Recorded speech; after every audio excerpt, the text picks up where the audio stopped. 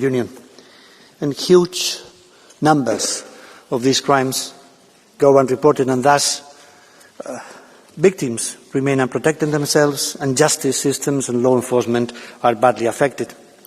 Also, we see a fragmented legislation at national level with uneven treatment for victims and very different standards in protection.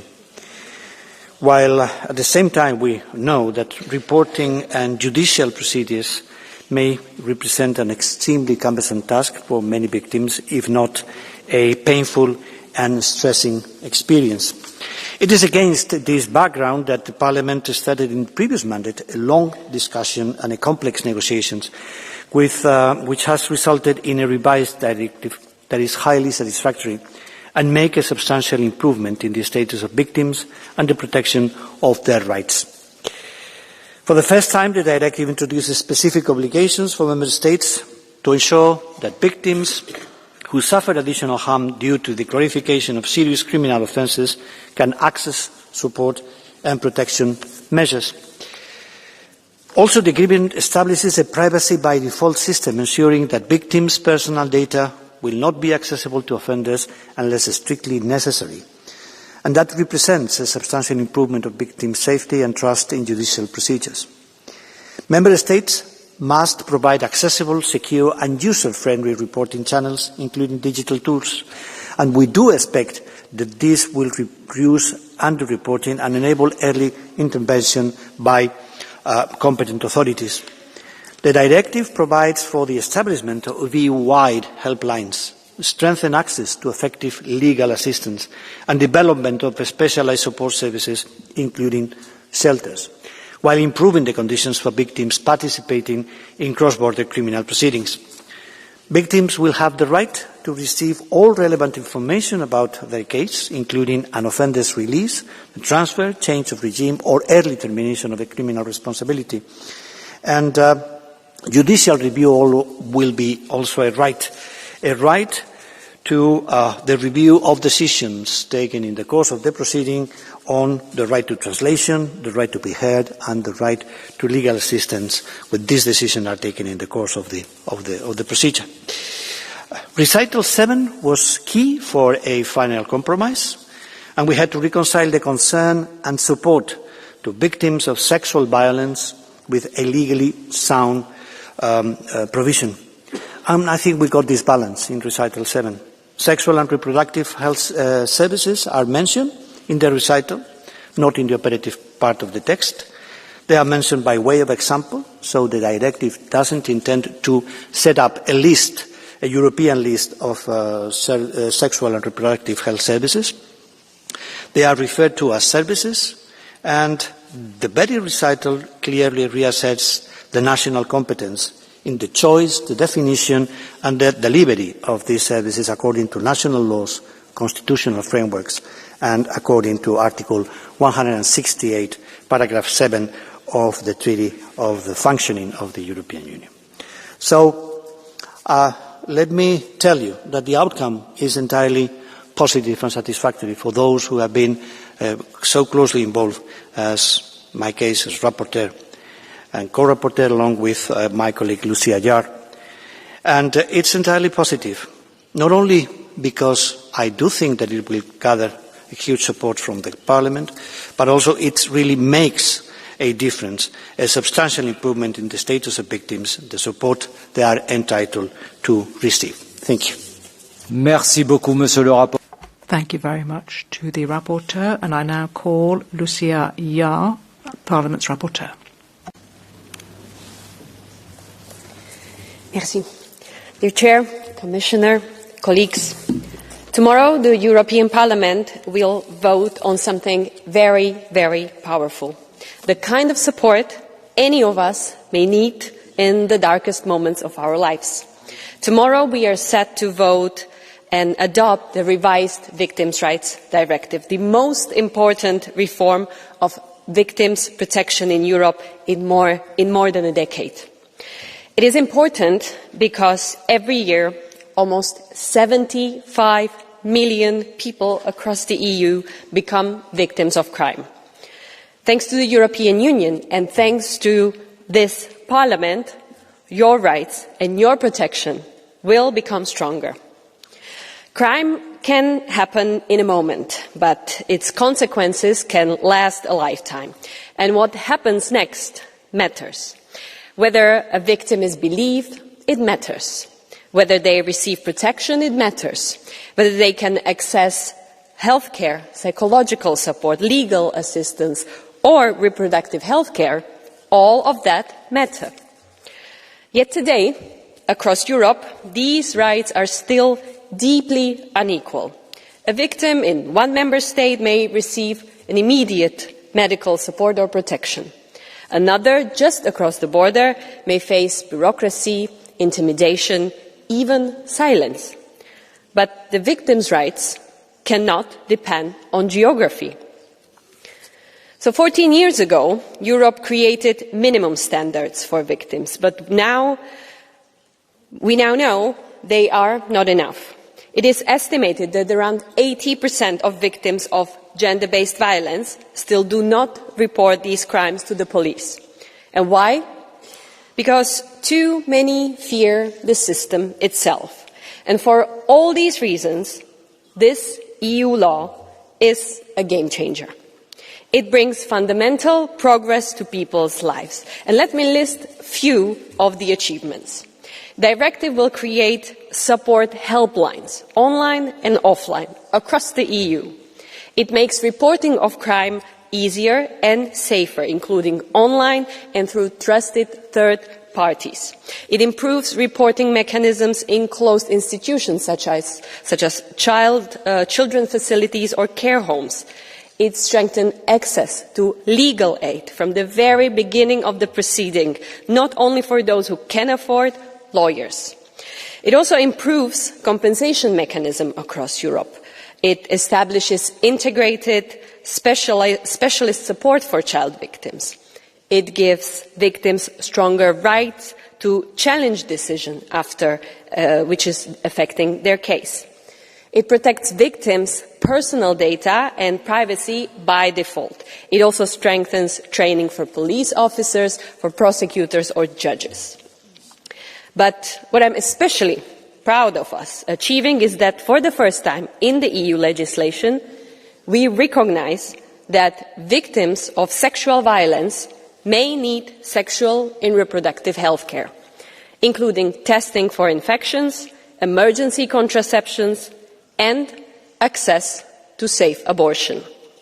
It is up to member states, of course, to ensure that, but it is an important statement of principles from the European Parliament. Dear colleagues, I am very proud that we have found a way to deliver. Overall, tomorrow's vote is about more than legislation, of course. It is about what kind of Europe we are building. And I am convinced that it is Europe that clearly is saying your dignity matters, your safety matters, and your rights matter. Thank you, everybody involved. Thank you very much. And now I will give the floor to the Commission and Commissioner McGrath. Please, the floor is yours.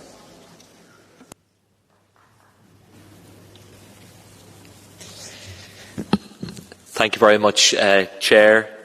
Honourable members, today we have an opportunity to take stock of the results of the intense work carried out over the last number of years. The revised Victims' Rights Directive, as provisionally agreed on the 10th of December 2025, is now ready to be adopted.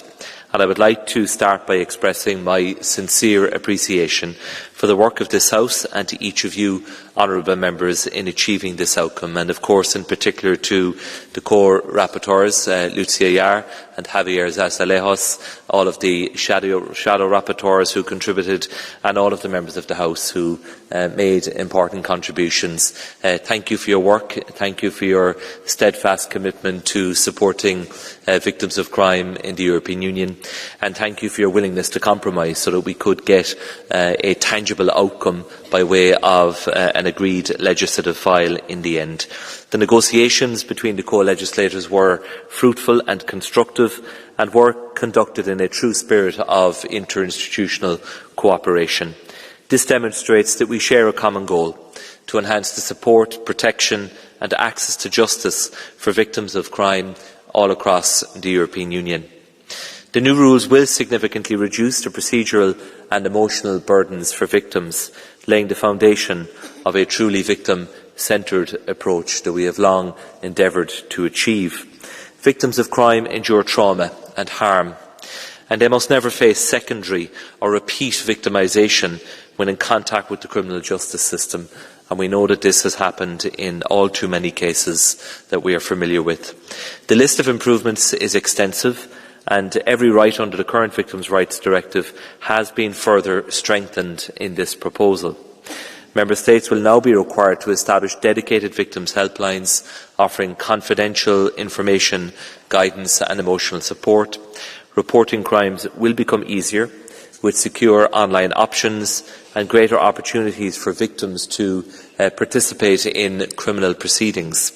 Victims will receive support in dedicated court spaces, with additional psychological support available to those who need it. And the new directive will also streamline access to compensation from offenders and will improve coordination and cooperation among professionals interacting with victims of crime. This Commission has made a strong commitment to protecting children from harm, violence and other online threats, and to upholding children's rights. The revised directive reinforces this commitment, I am pleased to say.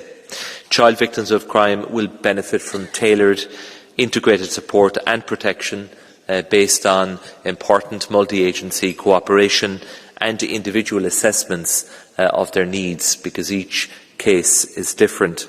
This is a milestone towards achieving genuine child-friendly justice, and I know we will continue to work together to achieve this goal. Other vulnerable victims, such as victims with disabilities, will also benefit from comprehensive access to support services and from procedural accommodations, which can be important for them too. In summary, these new rules and elevated standards will ensure that millions of victims of crime in the EU will receive better protection, support and access to justice.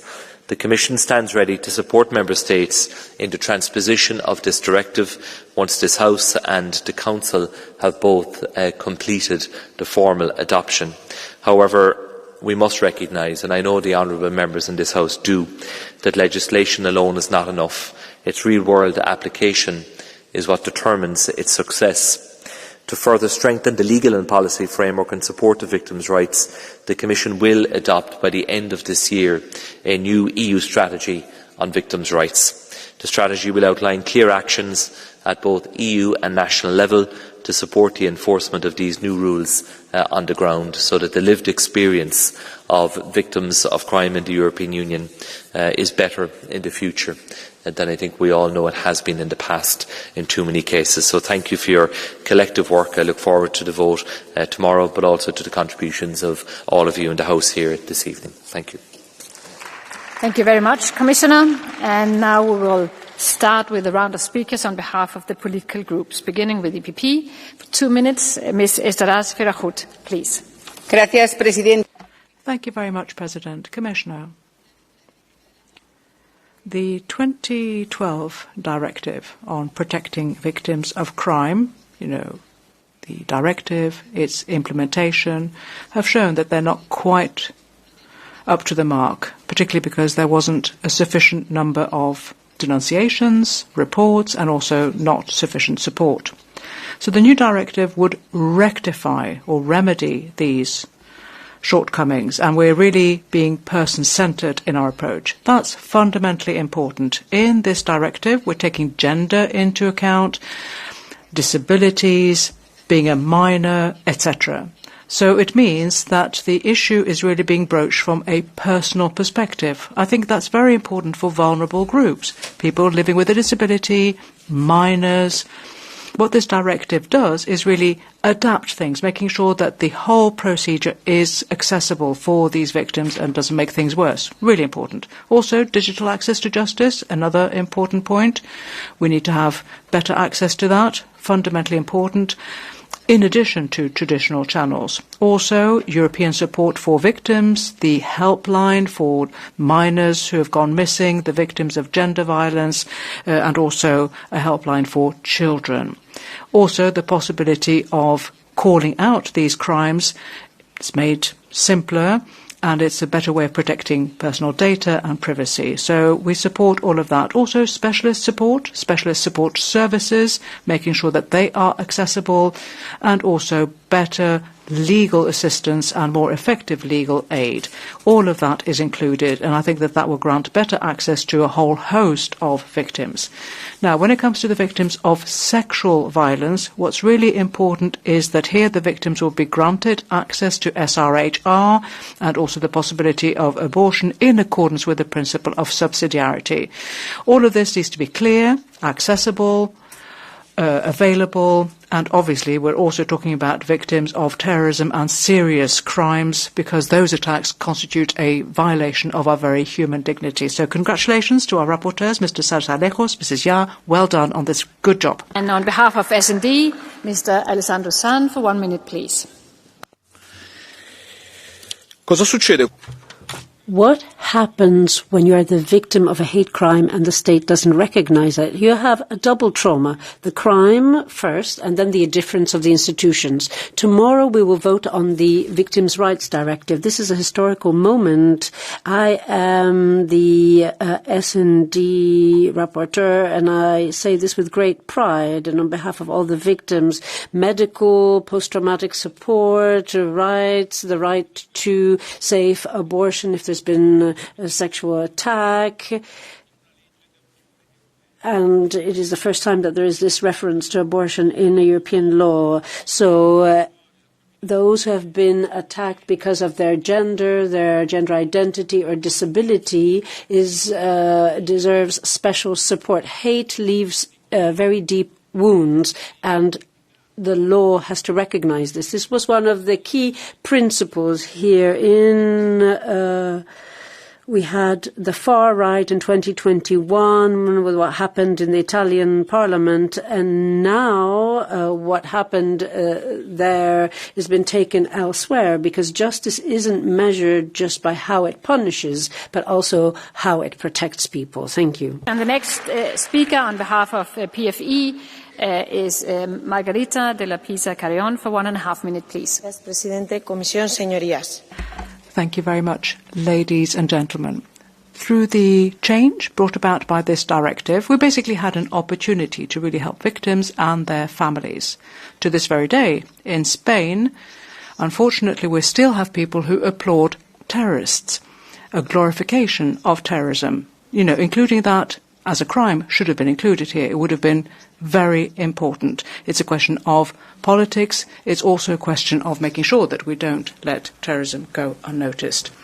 However, what we've seen instead is the promotion of gender ideology. Member states are having this imposed upon them without taking into account national legislation. Most of the political groups in this chamber, including the EPP, have introduced for the first time into European legislation a specific reference to abortion, a service that should be available to women who are victims of all types of crimes, not just sexual crimes, others too. That was the real agenda, politically speaking, here. And I think you've just spoken about this, have you not, ladies and gentlemen? So, in order to achieve that, we've had to set aside other types of protection which I would deem to be more important. So, this directive should be about dignity, about rights, about protecting minors, etc. But unfortunately, this chamber has gone down a different route. We're using the pain of the victims as a vehicle to impose an ideological agenda that nobody's actually voted for. Thank you. Very much. And on behalf of ISIA, the next speaker is Ms. Asita Kanko for 1 minute, please. Thank you, Madam President. Thank you, Commissioner. Dear colleagues, I would like to ask you this. Imagine a young girl sitting somewhere defenseless, full of life and joy, but someone decides at that very moment that you are their prey. They impose themselves on you because they can, and because they know that they can get away with it. Too many people got away with it already. In this situation, only the law can make a difference. This is why, as parents and as lawmakers, we must make the difference beyond political divides to ensure that our laws do not have flaws. I was born myself in a culture where your destiny was determined on the basis of sex. I'm grateful to live on a continent where our destiny is based on equality and fundamental rights, but yet injustice prevails. We are here today to say that protecting victims is more important than what divides us. And I would like to dedicate this speech to my daughter, Axel, who is now upstairs looking at us and having a lot of hope. And thank all my colleagues. Thank you. Thank you. The next speaker on behalf of Renew is Garcia Hermida van der Walle for 1 minute, please. Thank you, Chair, Commissioner. Geweld tegen vrouwen neemt toe en het komt voor het overgroot deel. President, Commissioner, often one woman out of 5 in Europe faces gender-based values. There is no improvement in sight, according to recent studies. It's the manosphere which comes in and conditions the brains of the next generation. Very often, these young men think they're strong, they're superior. Also when it comes to violence, in this chamber, some people confirm this tendency. We have more violence, more victims as a result, and more needs in terms of care. So it's essential that politics intervenes to counter this tendency. This directive puts things in order. We are providing aid to victims. I think this is a good thing. So it's up to the member states to act, to emphasize the well-being of the more than half the population. Brigmont for 1 minute, please. Dear colleagues, protecting victims, surely that's something that goes without saying. And yet, when I worked on this file, I was most shocked by the fact that, although I met victims' associations of terrorist attacks in Brussels, listened to the victims, many of them reported that they felt let down by the Belgian state, left behind. We weren't able to stop these deadly attacks, but it would have been our responsibility to be there for the victims, to protect them, to support them. Therefore, the text we're voting on here is there to strengthen support, protection, access to justice, making sure that people can call out these crimes safely, making sure that we prevent secondary victimization, making sure that discrimination is also taken into account as it should be. But if we want these guarantees to be effective, then we depend on the real political will of our states. The victims will need to be able to rely on them. We know that the needs are great. The European Commission, for its part, will need to keep its eyes peeled in order to make sure that our states, our governments, do everything they can in order to make sure that we never again have a victim who feels left behind. Thank you. Very much. And on behalf of the Left Group, Mr. Konstantinos Alvanitis for 1 minute, please.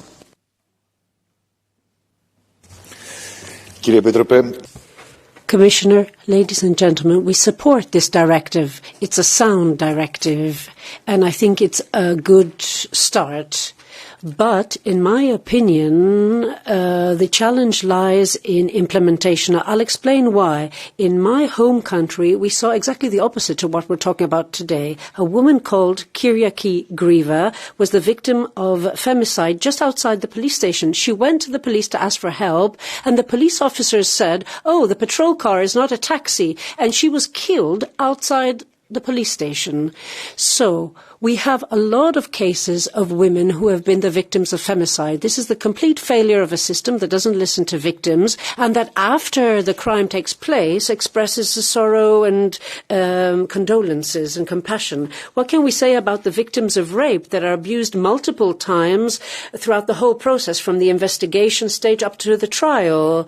Now, victims' rights isn't just a technical issue. It is about decency, dignity, equality and humaneness. And I think, Commissioner, that this is a good start. This directive is a good start. Thank you. Finally, on behalf of ESN, Ms. Marie Kahn for 1 minute, please. a 15-year-old girl was a victim of a group rape in Hamburg. Only 1 out of 8 men was imprisoned. She was let down by the system which is affected by mass illegal migration, which practices group rape, even if that's denied by the S&D. And a woman writes a so-called hate comment against one of the perpetrators, is arrested, and the victims are let down. That isn't victim protection. And victim support means justice for parents. More migrant perpetrators are declared irresponsible, not responsible, and the murders, because of they are traumatized by war, they aren't responsible. That's the left-wing framing, and that's what we object to in this draft, and that's why we'll be voting against. That was the first round of speakers, and from now on I will ask you to try to stick to your speaking time so that we can get through the long list of speakers. The next speaker is Caterina Chinichi for 1.5 minutes, please. Grazie, Presidente, signor. Thank you very much.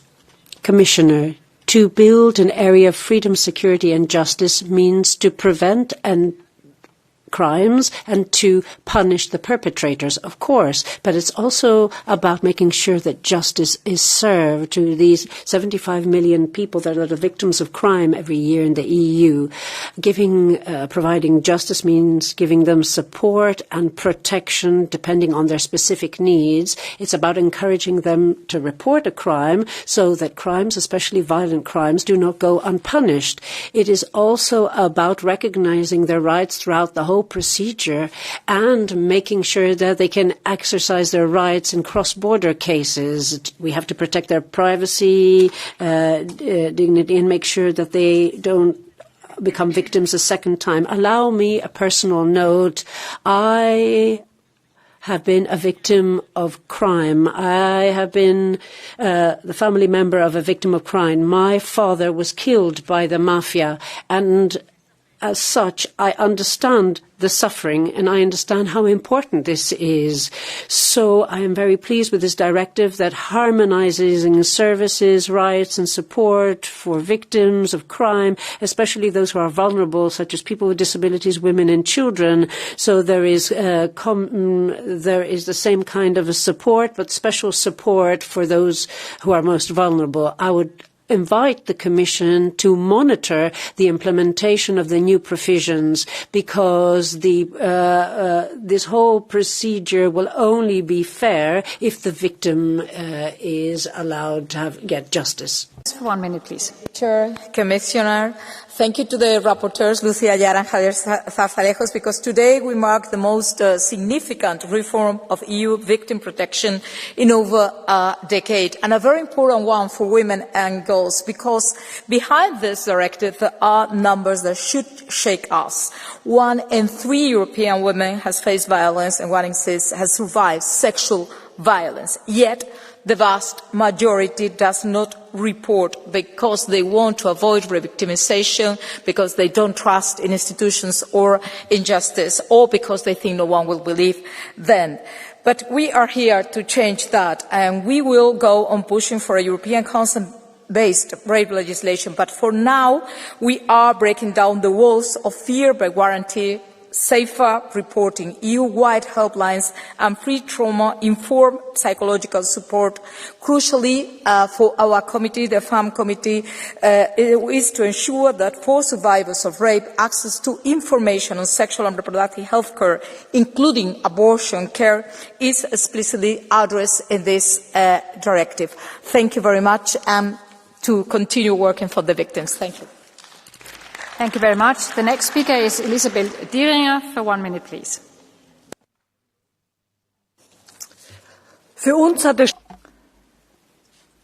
Protecting the victims of crime is an utmost priority for us, and yet, although there are some positive aspects here, I have to say I remain critical, because yet again we have before us a text that is strongly marked by ideological discourse.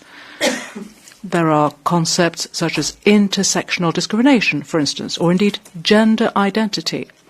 And, of course, the involvement of NGOs in positions of power and SRHR.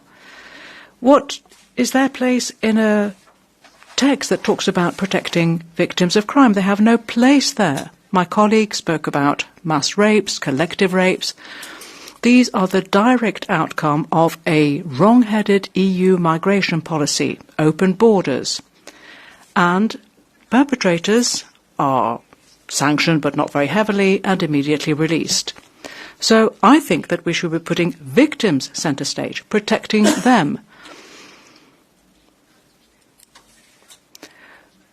We also need to bear in mind that this is a matter of competence for the Member States, and Brussels should not overstep the mark. Thank you. Very much. And the next speaker is Ms. Laurence Trochu. For 1 minute, please. Madam President, colleagues, all that time wasted, the directive on the rights of victims, which was a good sense directive, at first reading in this hemicycle has been held up by the left and the certain centre, who are more worried about the mention of rape than aid for victims. And we need to have sanctions. Protecting victims, that is up to nations. Protecting victims, and we don't have judicial laxism, particularly in France. Protecting victims is having a prison system which is deserving of its name, so that victims don't meet their aggressors again soon after the facts. We don't have excuses and impunity for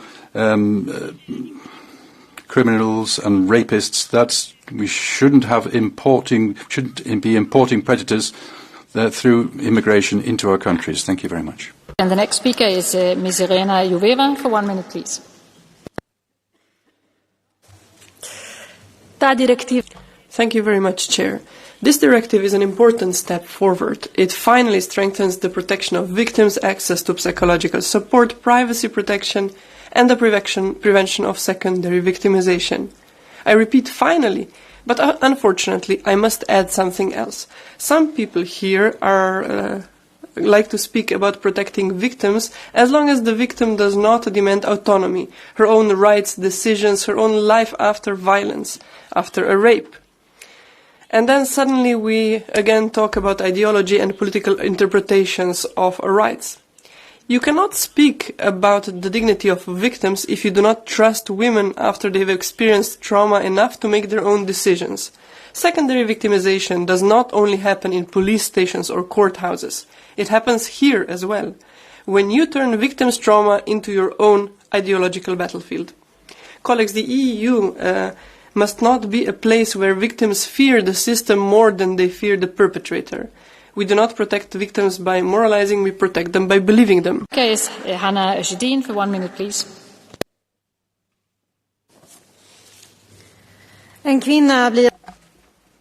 A woman is beaten up in her relationship. She flees the home, tries to find a safe place.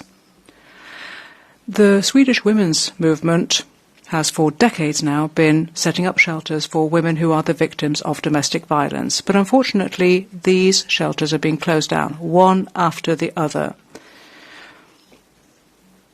The figures are alarming in Sweden and in the European Union. I very much hope that this proposal will nip this development in the bud. Sweden has a country with clear equality targets, and yet not enough is done. The government says that they will do more for women than they ever have before, and yet, as we see it, more and more shelters are closed down, one after the other. We need to protect women's lives. We need to protect this accommodation.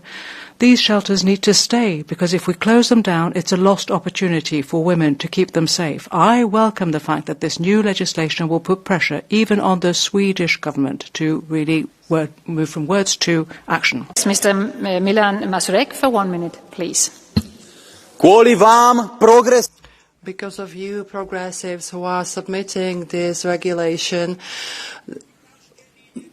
innocent people are daily murdered in Europe. Women are being raped. And even though you are smiling now all over your faces, it's because of you that children are being abducted daily and that sexual violence shot up to the skies. All the statistics and all the facts show that Western Europe is full of murderers, rapists and terrorists who have nothing to be here.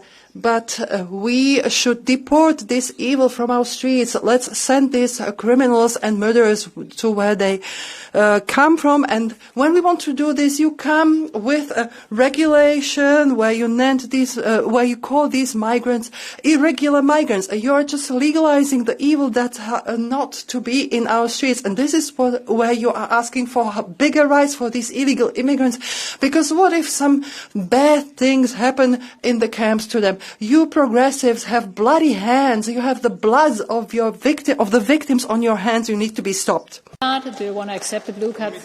Yes. We will continue with the speakers list, and I will give the floor to Ms. Malika, please. Ms. Malika Sorel for 1 minute, please. Monsieur le Commissaire, Commissioner, ladies and gentlemen, too many victims are the victims of a double crime. First of all, the crime itself, and then the endless judicial procedure. They don't have enough support, and they don't get proper redress and compensation. The victim isn't just an administrative file. He or she is a human being that needs protection, needs someone to listen to them, and needs redress. I would like to see the victims as true, really involved in the whole judicial process. We need legal aid, psychological support, and extra support for those who are vulnerable. Safety and security isn't just measured by the number of arrests or sentences, but by our ability to help victims rebuild their lives. A democracy which is a true democracy should never give the feeling that time protects the criminal more than the victim. Thank you. And the next speaker is Mr. Emil Radev for 1.5 minutes, please. Thank you, Commissioner, colleagues.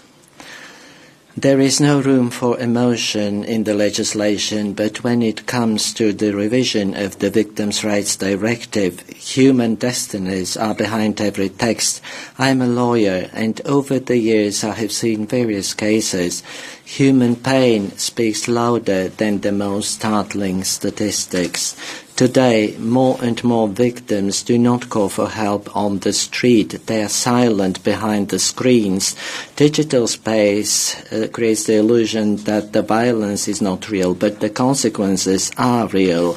More and more crimes are both of digital and cross-border nature. Europe must ensure that no matter where the victims live, they will receive protection, information and access to justice. But better support for victims means better prepared institutions. We need trained judges, prosecutors, police officers working with the victims. We need more modern and digitalized justice systems that facilitate access to information.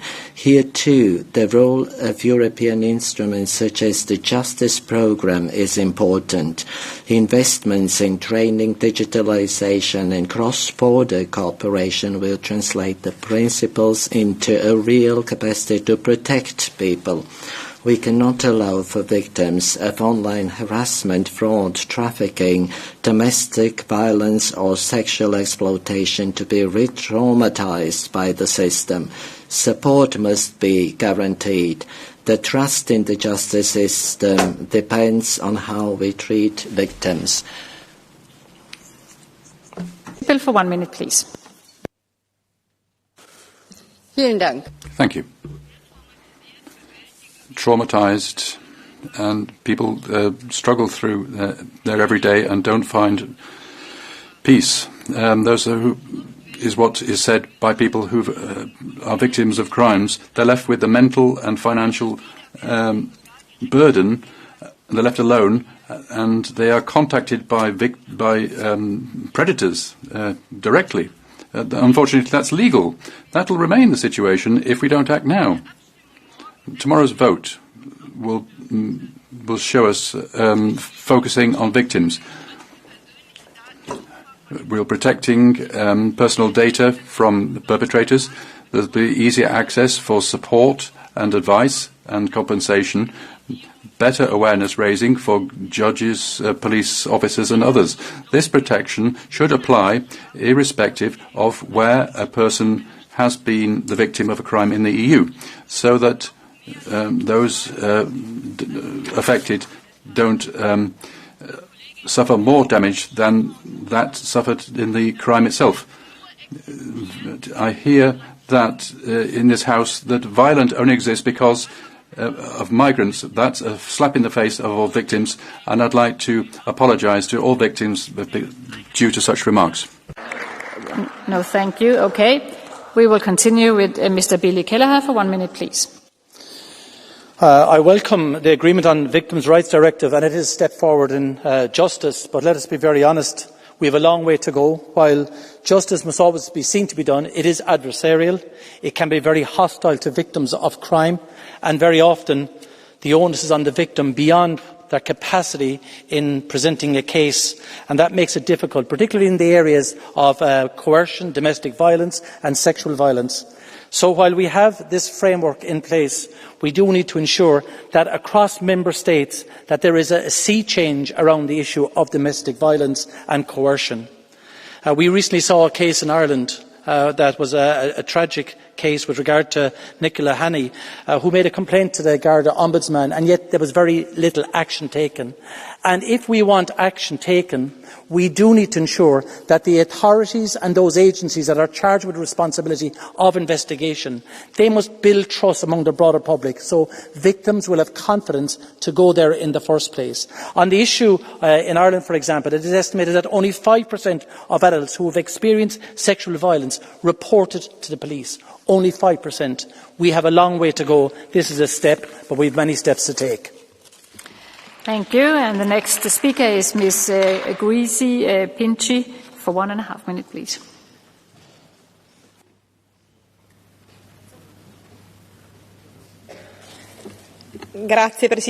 Thank you very much, Madam President. Ladies and gentlemen, Celeste, 12 years old, has seen her father slap her mother many times. It's difficult for her to sleep and she's isolating herself. Children are the victims of domestic violence, both when they are attacked directly, but also when they witness violence against their other parent.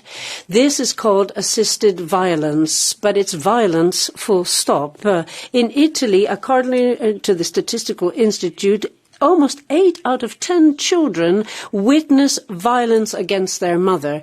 Children who grow up in fear, who are hyper alert, who feel guilty and who feel anxiety, depression, or even aggressive feelings. That is why the revision of the Victims' Directive is an important step forward. Finally, we have recognition of support services, specific support services for children who have witnessed a crime and for the orphans of feminicide, in order to prevent a second trauma through integrated and coordinated services that are accessible in the place of the crime.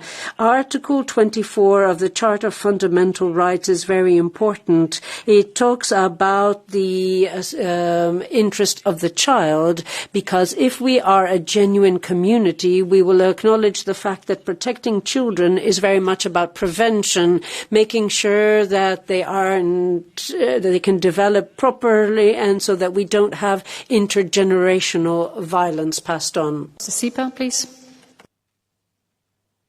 Thank you, Ms. Vice President. It's a little bit late. It's not to the speech of the colleague. I had to check it first.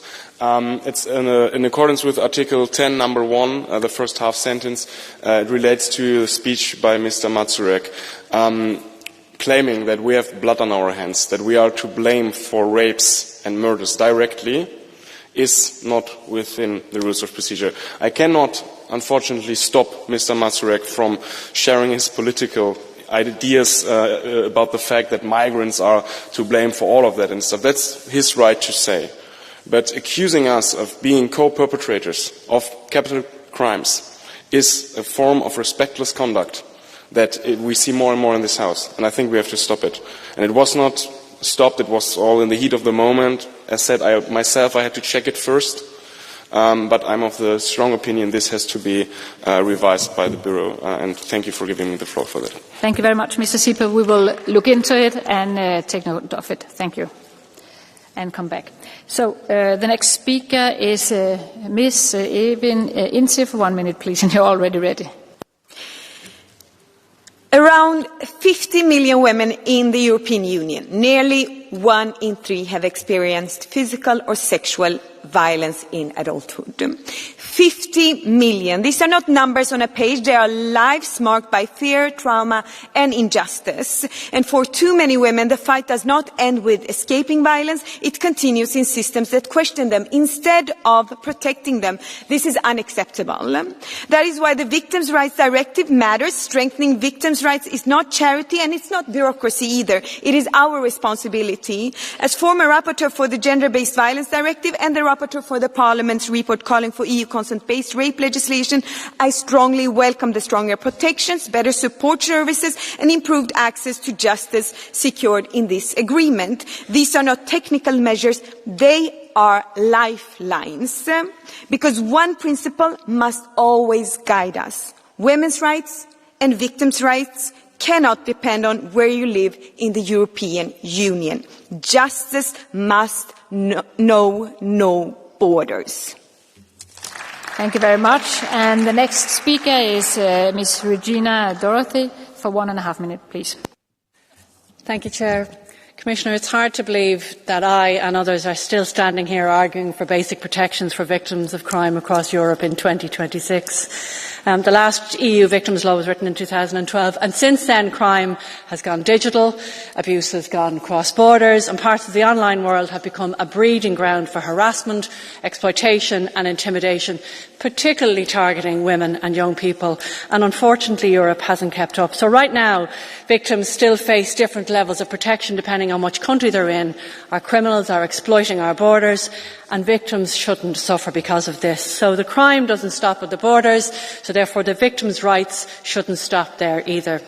And let's be honest, for many victims the trauma does not end when the crime or where the crime happens, because for too many, and particularly of our women, they're forced to face and fight through our national systems because of delays and needless bureaucracy, and all they want to do is either just be heard or protected. In Ireland, we saw the devastating consequences of online abuse through the tragic death of Nicole Coco Fox, which then led to Coco's Law. And for years we've been pushing for these protections to be recognised across Europe. And I really hope the report that we're voting on here this week is a first step to that realisation of a European Coco's Law. Because victims don't need us to continue talking. They don't need more delays. They need Europe to act and finally deliver on the protections that match the reality of the world that we live in today, unfortunately. So thank you, Commissioner. Thank you very much. Ms. Doherty, there is a blue card. Do you want to take it from? Okay. We will continue with Ms. Helene Fritzon for 1 minute, please. Thank you very much, Madam President. What does this say about our society if victims of violence also have to fight hard to get any kind of support, any kind of care? This could be a vulnerable woman, it could be a child. Here in this European Parliament, we have an opportunity to actually change this situation by strengthening the rights of the victims of crime throughout the EU. That would be important, and it would be a step forward, and people are calling for this. Through this new directive, VRD, we are strengthening the protection of vulnerable people who have been the victims of crime. We, as Socialists and Democrats, would also provide better support for people who have been subject to sexual violence, including legal and safe abortion. It should go without saying. It should be self-evident. But we know that there are those who oppose this in the Parliament. For us, this is the very basics, our dignity as human beings. Those who are the victims of violence shall be met with respect, security, solidarity, and should never be shamed. or indeed silenced. Thank you. Next speaker is Mr. Krzysztof Smisek for 1 minute, please. Jako prawnik I były polski wiceminister.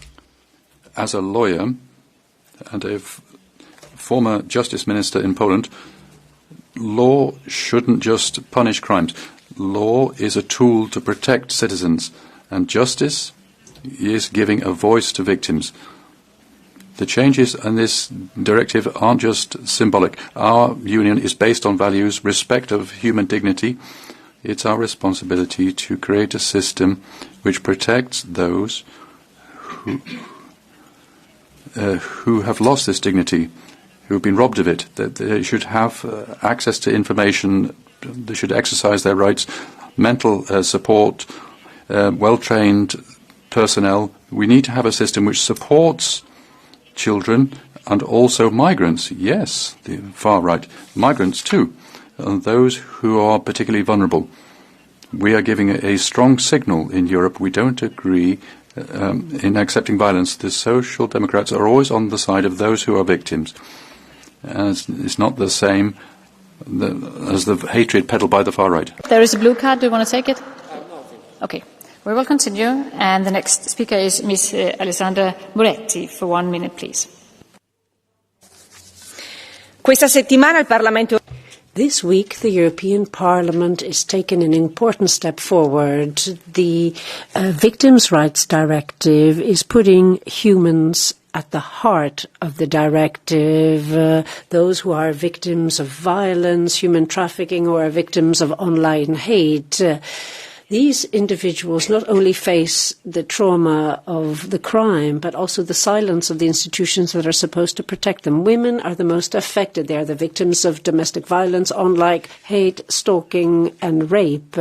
Often they have to face a second injustice when they try to report the crime and then they are left alone or even made to feel guilt. Now, we are strengthening psychological support. We're providing support for anti-violence centers and shelters. We're protecting the privacy of victims. These are vital steps. And let us also celebrate that there can be access to RHR and even safe and legal abortion that is now part of the support given to victims of crime. Europe will only be credible if it protects the most vulnerable and doesn't leave anyone behind. With this vote, we are sending a clear message. Not a single victim should feel alone in Europe. And the last speaker before Catch the Eye is Juan Fernando López Aguilar for 1 minute, please. Thank you, President. Comisario McGrath. Commissioner McGrath, at long last, here in the European Parliament, we are marking the closure of negotiations of this text, legislative text, updating our VRD, our Victims' Rights Directive, which was approved originally in 2011, and which we were able to work on in the previous mandate. I was very much involved on behalf of the Fundamental Freedoms Committee. At long last, we are reaching the end of that lengthy procedure.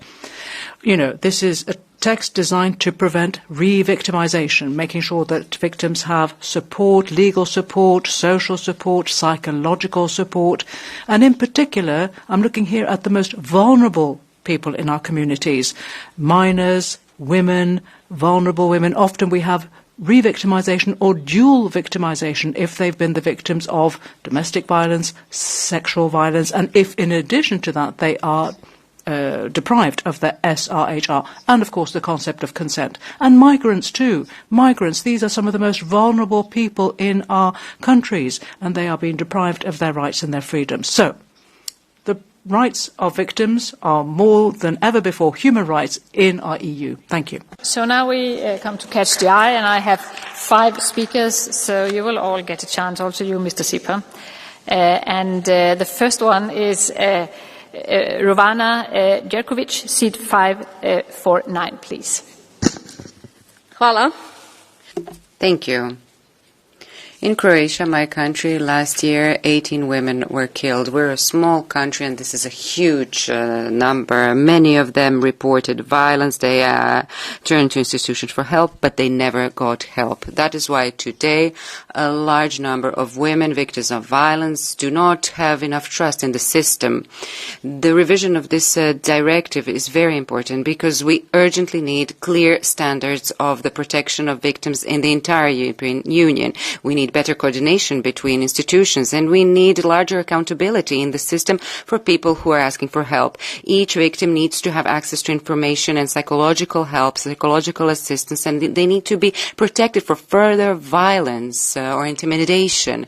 Victims should not be in the situation of reporting violence for years and years with systematic undervaluing of the risks. The system leaves them unprotected and exposed to violence. Institutions should not react after the tragedy. Okay, is Mr. Vytenis Andriukaitis, seat 179, please.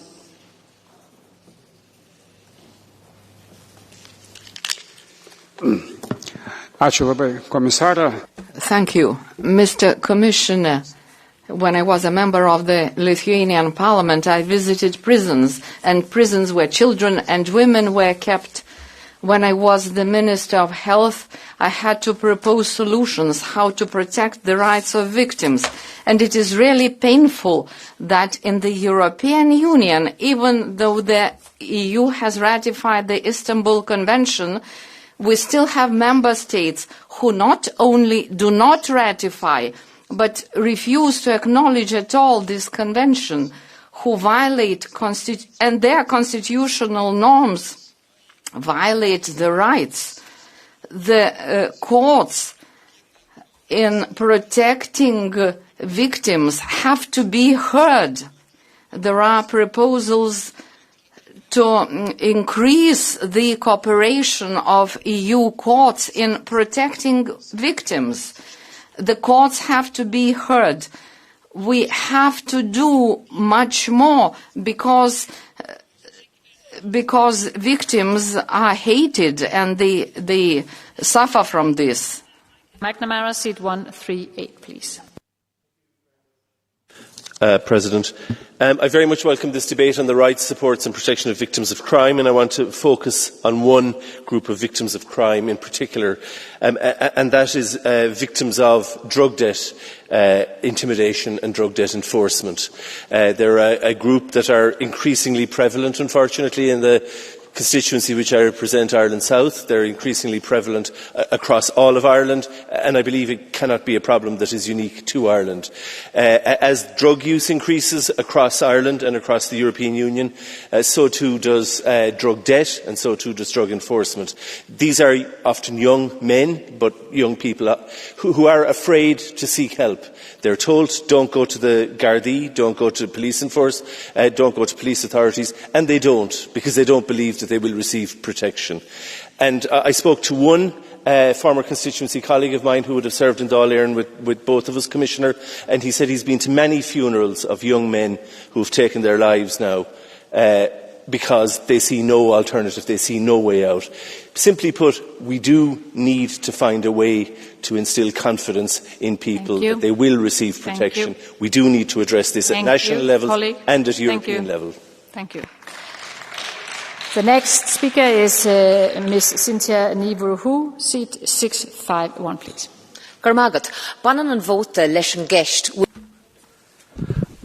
Are we serious or are we not serious about this? But the way that we handle the victims, we need to have a proper system in place for victims in Europe. And this should not depend on what country the victim lives in. That's not acceptable. With the reforms which we are looking to put in place, this will improve the treatment of victims. It will also prohibit communication between the two, and it will provide proper health care to victims as well as psychological help. people should not be afraid to go to the police and to make a complaint. But they need to be served on time. On the catch the eye is Lucas Sieper, seat 10, please. Thank you, Ms. Vice President. Mr. Commissioner, imagine you're a victim of a crime, or a relative is a victim of a crime, and then you see your face, your name on posters, in social media posts, in demonstrations, here in the Parliament, in speeches, used as a pawn for political gains, over and over again. And you have to first live through all of that, what you suffered over and over again, because you're reminded about it through the media, and also even maybe you don't agree to the political actors that use your face, your name, your story. I believe if we think about the protection of victims of crime, we should also think about the development of the concept of the right to identity, and if we want to stop people to be used as pawns in political communication against their will. Thank you very much. Thank you very much. And now I will give the floor back to the Commission and Commissioner McGrath to comment on the debate, please. Thank you very much, President, and thanks to all of the honourable members who contributed to the debate here this evening. And thank you for putting victims at the centre of the debate tonight, and in particular the most vulnerable victims of crime in the European Union, including women, children and other groups who are very vulnerable. Our message is abundantly clear.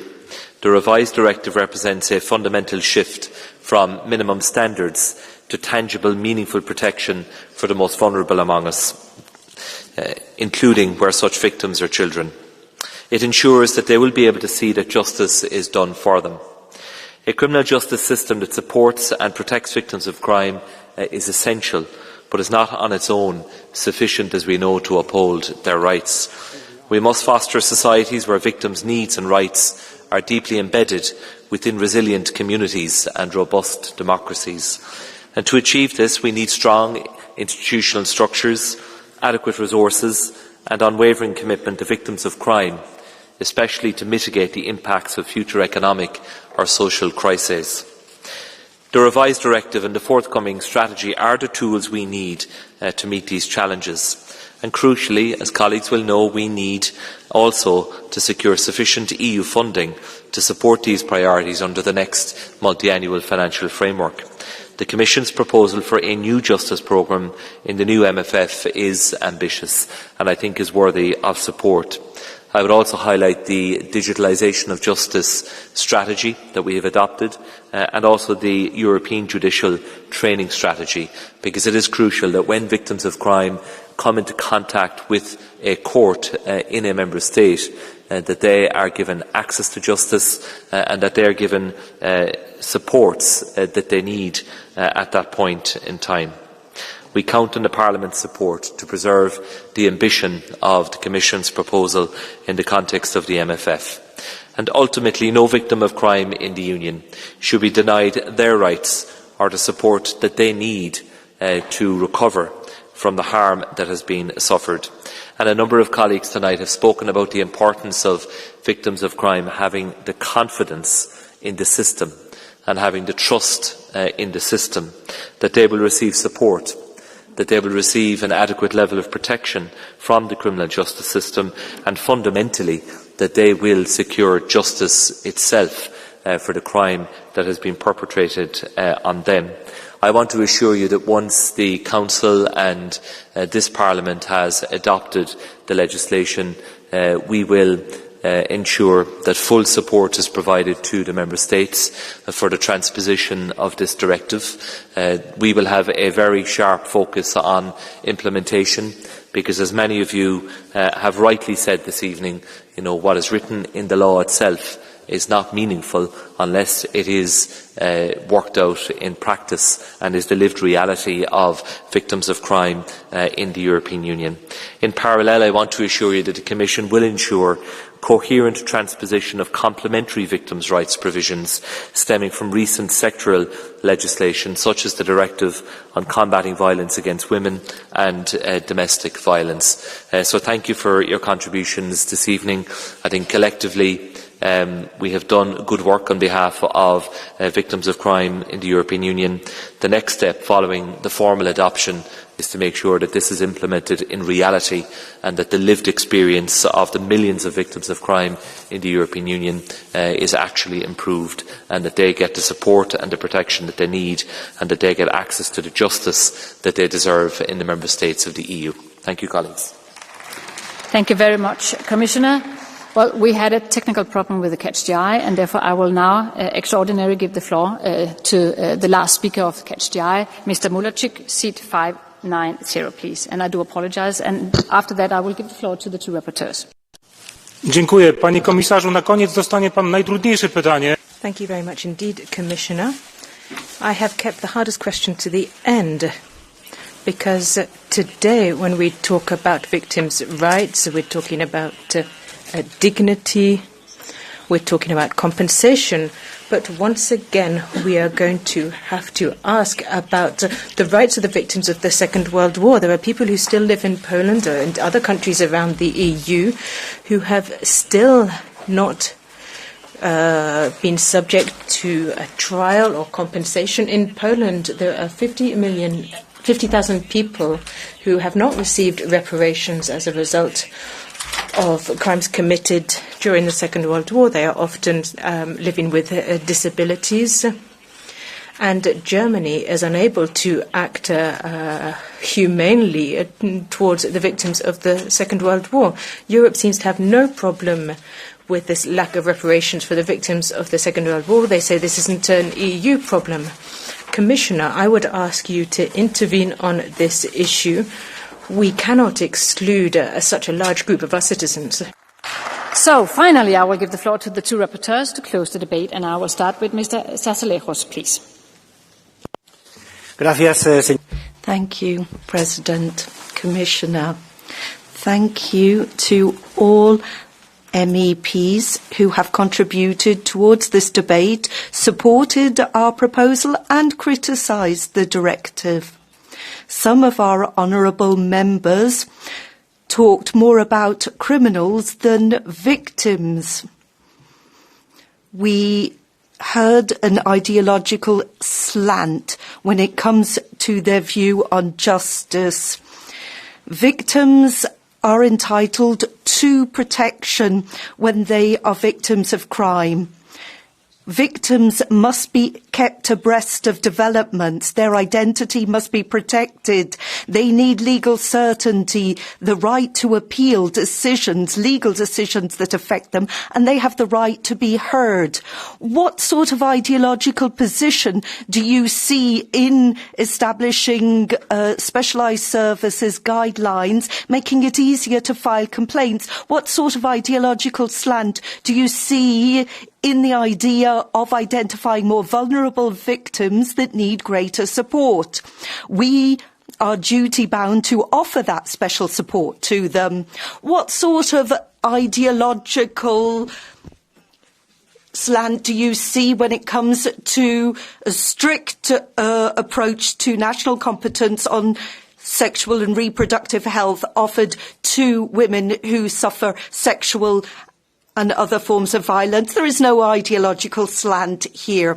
This is a directive that was drafted and revised and guided by consensus. That consensus makes it possible for us to take a step forward when it comes to protecting victims. We are thinking of the groups of victims that we spoke to. I would also like to thank my co-rapporteur, Lucia Jahr, and Commissioner McGrath, all his services. I appreciate their support and his personal support so that we can get huge backing behind this directive. Thank you. Last rapporteur is Ms. Lucia Jahr. For 2 minutes, please.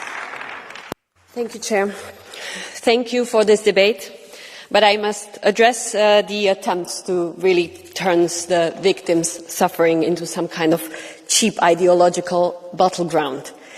You, from far right, stop using women's suffering for cheap political points. It's enough. Once again, you have been bluntly lying here, pushing the idea that the violence against women somehow comes from outside or from other cultures. But the facts are pretty uncomfortable for you, right? But they matter. In Europe, women are most often harmed, abused and killed by men they know, their partners, ex-partners or family members. So the biggest threat to women is not a stranger crossing a border. It is violence behind closed doors. So please have some dignity and respect to victims. And in order to finish on a positive note, because this was really difficult negotiation and we reached very, very good result, I would like to thank to the Commissioner, McGrath especially, for taking this directive very seriously and continuously having victims and the most vulnerable people in the centre of his attention. I would also like to thank the Council, especially the Polish and Danish presidencies, who helped to advance the whole legislation further. I would also like to thank my co-rapporteur, Mr. Javier Zarzalejos, Lina Galvez, also colleagues, shadow reporters, other colleagues involved, all the advisors and assistants, many people who have negotiated this very important law, because everyone involved, you should be very much proud of yourself. You've made the victims' rights in the European Union stronger, and tomorrow, together, we are going to make a history. Thank you, everybody. Thank you very, very much. And the debate is closed and the vote will be held tomorrow. The EPP Group has notified the President of a decision relating to changes to appointments within delegations. This decision will be set out in the minutes of today's sitting and take effect on the date of this announcement. The next item on the agenda is the Commission statement, recruitment of children by organised crime. And here I will start by giving the floor to the Commission, and again, Commissioner McGrath. Please, the floor is yours. Thank you very much, President, and honourable members, good evening. Every child has the fundamental right to be protected, the right to a life free of violence and crime. Criminal networks increasingly target and exploit children, not only as victims of crime, but also to carry out illegal activities. More and more recruitment is taking place online. Artificial intelligence and digital platforms are transforming the way criminals identify, recruit and also control victims. Exploitation is becoming more widespread and at the same time is becoming more difficult to detect.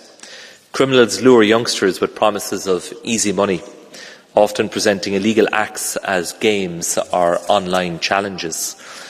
Recruiters then move conversations to encrypted messaging channels to give further instructions to minors.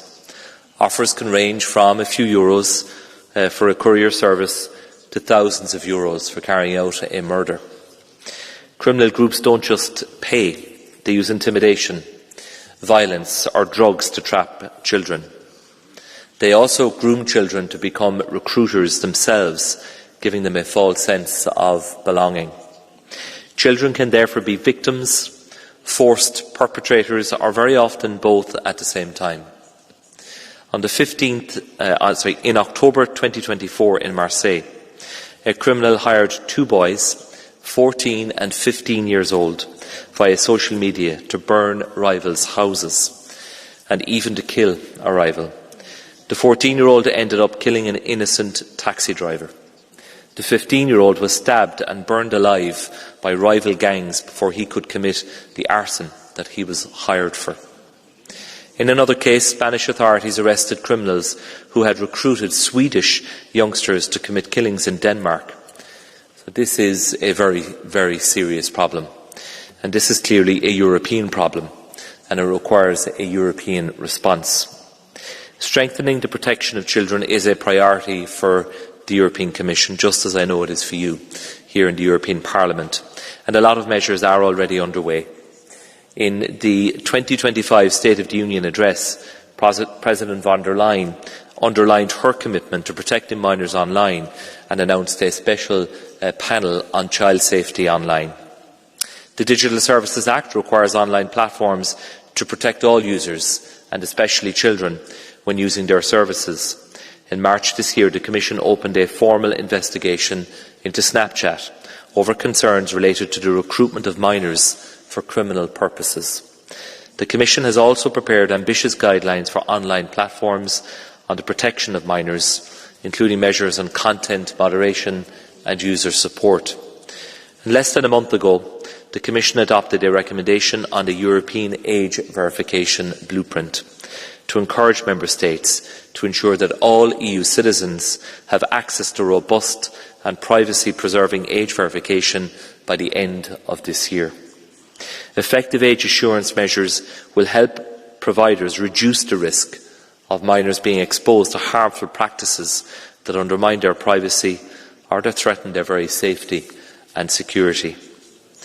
The EU social package, adopted just 2 weeks ago, will help reduce the number of structurally vulnerable children with a strengthened child guarantee and measures to fight poverty and social exclusion. The EU Internet Forum has brought together law enforcement authorities and companies to identify the terms and emojis frequently used to recruit youngsters online. This forum is also working on detecting harmful materials in games. EU agencies are involved too. The EU Drugs Agency is conducting studies on drug-related violence in the EU and on effective interventions to prevent youth recruitment into illegal drug markets. Europol, through its operational task force, GRIM, which focuses on the recruitment of children into crime, has developed detection and awareness tools. The task force has already achieved impressive operational results, with 280 arrests made and 14,000 online accounts identified. So this is a lot, but obviously we know it's not enough. As stressed in the Protect EU Internal Security Strategy, protecting children requires a whole-of-society approach. Protecting children from crime starts with prevention and integrated support. This means investing in education, social inclusion, employment, healthcare and regional policies. Combating organised crime also means addressing its root causes, preventing violence, offering youngsters credible alternatives to a life of crime and helping them to escape the clutch of gangs. Later this year, the Commission will present new rules on organised crime to target its ringleaders and key facilitators more effectively. It will also aim to reinforce the penal response against those who recruit children into crime. The Commission will also present a new EU strategy on victims' rights, including on child victims of crime, and an action plan on the protection of children against crime. So thank you for allowing me to set out those opening remarks on this hugely important issue, and I very much look forward to the views of the honourable members this evening. Thank you. Thank you very much. And we will begin with the round of speakers on behalf of the political group, with EPP and Mr. Thomas Tobé for 2 minutes, please. President, Commissioner, colleagues, cross-border organised crime now pose a systemic risk to our union. And we have now come to the situation where the criminal networks even recruit children to pull the trigger.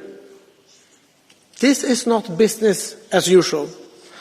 And of course, we see that the Commission sees how serious this is.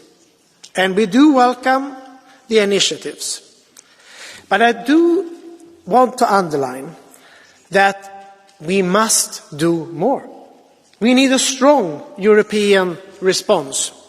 We need to overhaul our legislation at EU level to crack down on the criminal networks and their ruthless operations across our union. This is not a single issue for the member states. My home country, Sweden, is doing a lot, but we know that the criminal networks, they are active in more member states at the same time. So we have to have a strong European response.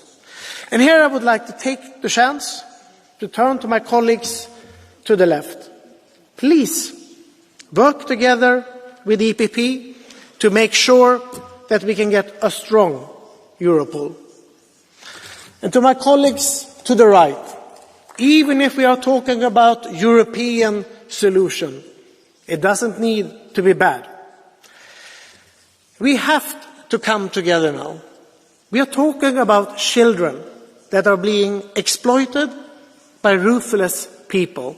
And I think it's time for this House to show that we will not stand for it. Thank you. Thank you very much. And the next speaker is on behalf of S&D, Mr. Sandro Ruotolo. For 1 minute, please. The floor is yours. Thank you very much, Madam President. Commissioner, when I was on mission in the ports of Antwerp and Rotterdam, I discovered the figure of extractors. These are children recruited by organised crime to recover cocaine from containers coming from South America. I started to think about my city, Naples, where more and more young people are becoming victims and the perpetrators of armed war. Today, children are involved in over 70% of the drugs markets in Europe. Recruitment happens especially online, on social media. Digital platforms have become the new hunting ground for mafias. Europol has already identified over 14,000 accounts linked to recruiting minors online. And our response cannot just be repressive. We have to protect minors online. But safety is built before a young person picks up a gun. I agree with Commissioner McGrath. We have to use school, culture and sport as well as social services, because wherever children don't have life prospects, criminal organisations will find fertile ground. Thank you.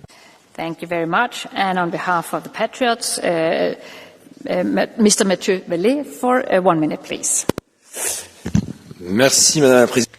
Thank you, Madam President. Colleagues, now let me talk about France. You mentioned Marseille. More than 14% of young people who are being subject to interrogation for crimes in France. This has happened time and again. More and more cases of break-ins involve children. In 2023, we're looking at more and more minors recommitting crimes after they are held and then sent back to prison. You can see that we're not just talking about prevention here. The figures are very clear. We need repression. We need to support our citizens who haven't asked for this. We're looking at a vast majority of young people who are more and more violent. We're looking at lowering the criminal age of responsibility to 16 from 18. Now, years ago, it was at 16, and now parents who abandon their children who are receiving social housing and benefits, they should also be punished. Then we have a tax on the victims. It should be a tax on the criminals. It should be up to parents who ensure that children are kept at home, that they behave, that they do their homework, they go to school. And then this is something which we should have been doing for years now. Thank you very much. And the next speaker on behalf of ECR is Mr. Charlie Weimers for 1 minute, please. Thank you, Madam Chair. Child soldiers in Sweden. Sweden, not Africa. Criminal gangs recruit hitmen as young as 12 years old, lured with promises of watches or designer clothes. Dystopian fiction, our reality. The direct result of decades of social democratic failure. Mass uncontrolled migration, failed integration, and weak punishments. And Europe, you're not immune. Sweden is the canary in the coal mine. Follow the same policies, get the same result. Children murdering children. But now the Sweden Democrats and our partners are restoring law and order. Gang crimes, double sentences, violent young offenders, tougher penalties. A child assassin is still an assassin. And why does the left want killers on our streets? The next speaker is Ms. Hilde Woutmans for 1.5 minutes on behalf of Renew, please. Thank you, mevrouw de voorzitter. Thank you, President. Commissioner, let me give you a few figures. Last year in Antwerp, 2 times as many children affected by crime, the youngest 13. Rotterdam, Marseille, children as young as 8 used as drug mules. This is not random. It is a structured system. Criminal networks are strategically targeting children through gamification and other systems. Missing Children Europe has figures, and that proves that grooming is no longer just happenstance. It is targeted. Children are being groomed online, forced into sexual behaviour, and then forced to recruit other children to commit crimes. Commissioner, we need to recognise a number of facts. Recruiting children is not just a matter of child protection services. It is a matter of domestic security. A second point, the Digital Service Act. Well, we need to look at children being recruited into criminal networks. We need more checks and scrutiny. I would hope that all colleagues would agree that all children recruited into a criminal network is a victim, not a perpetrator, and it is our duty to protect the child. Thank you. Is on behalf of the Green Groups, Ms. Saskia Brigmont for 1 minute, please. Chers collègues de la rue, colleagues, there are neighborhoods in Marseille and Brussels where Snapchat, TikTok, Roblox, these platforms where which our children enjoy using, are also used by organised crime to commit the worst of crimes and illegal actions. These crimes and killings are being committed by children in Europe, and our collective security is in danger, as is that of our children, because they are, above all, the victims of this criminal exploitation, which should really force us to wake up and to mobilise against this phenomenon across Europe. Repressive responses to this and increasing security will not tackle the problem. Putting a child in prison is only means that they will continue along a life of crime. The criminal response, judicial response, needs to be fit for service, and because now, where the state is absent, organised crime prospers. Amin Kisasi had lost his 2 brothers in Marseille, and he knows full well we need to bring the state back onto our streets, in our towns and our cities, reinvest in schools and social services, prevent recruitment by work on the ground and platform regulation, helping victims and supporting youth protection schemes and child services. We're doing a great job without the necessary resources.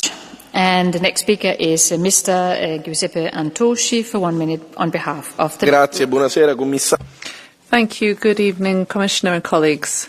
Recruiting minors into organised crime is a scourge for the whole of Europe.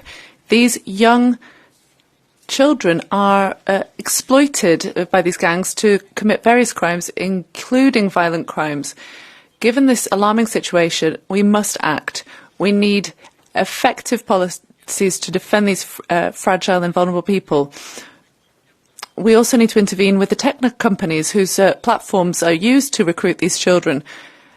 We need to focus on the types of crimes that these recruiters use. This can be an essential instrument, this text. We need prevention that can help these children to find alternative routes. But we have to intervene early, before they get into the legal system, and take care of people who are born 50 metres inside or outside of the perimeter of a city. That's what's going to give them hope. Thank you. Thank you very much. That was the round of speakers on behalf of the political groups. Now I will open the blue card and I will ask you to try to stick to your speaking time so that we can get through the long list of speakers. And the next speaker is Ms. Lena Dupont for 1.5 minutes, please. Thanks, Madam Chair, Commissioner. Their role, drug dealing, ripping off action in harbours, sabotaging, attacking houses, religious sites, objects, sometimes even committing attacks or violent insults against persons, even requests for being a murderer. Their age, on the average, between 13 and 17, sometimes even younger. Their benefit, money, social benefits, fitting in or being accepted into a certain group. The recruitment tools, peers, and far too often digital platforms, messengers, the gamification of children's exploitation. The benefits of their recruiters, exploiting minors to avoid detection, prosecution and punishment. And the outlook, colleagues, let there be no doubt about it, is grim. There is a trend for more violence, more exploitation, the unholy combination of organised crime, radicalised and even terroristic groups, and third country interests being played out in the European Union.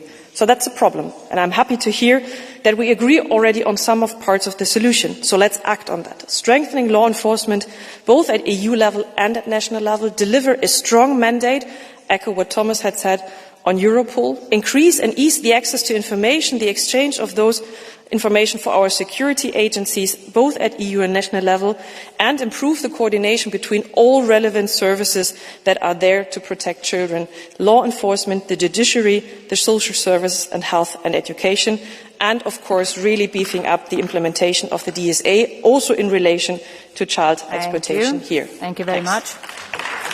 And the next speaker is Ms. Evin Ince for 1 minute, please. Organised crime has moved into the digital world, into the very space where our children learn, play, and build their lives. We cannot accept a digital Wild West where criminal networks are free to hunt for our children online.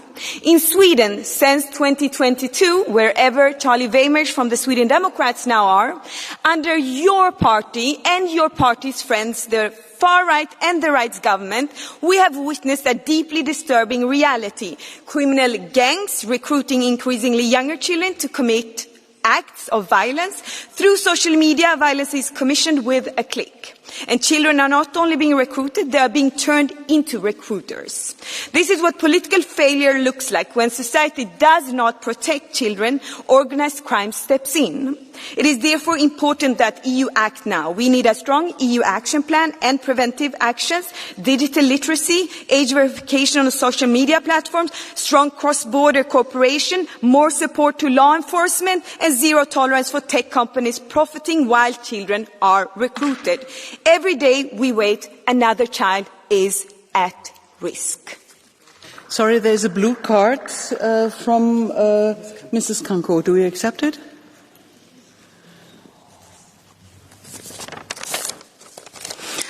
Dear colleague, I really appreciate all your work on behalf of many people for human rights, and that's why I would like to ask you this question based on the situation in Brussels, which is also known in Sweden and other European countries.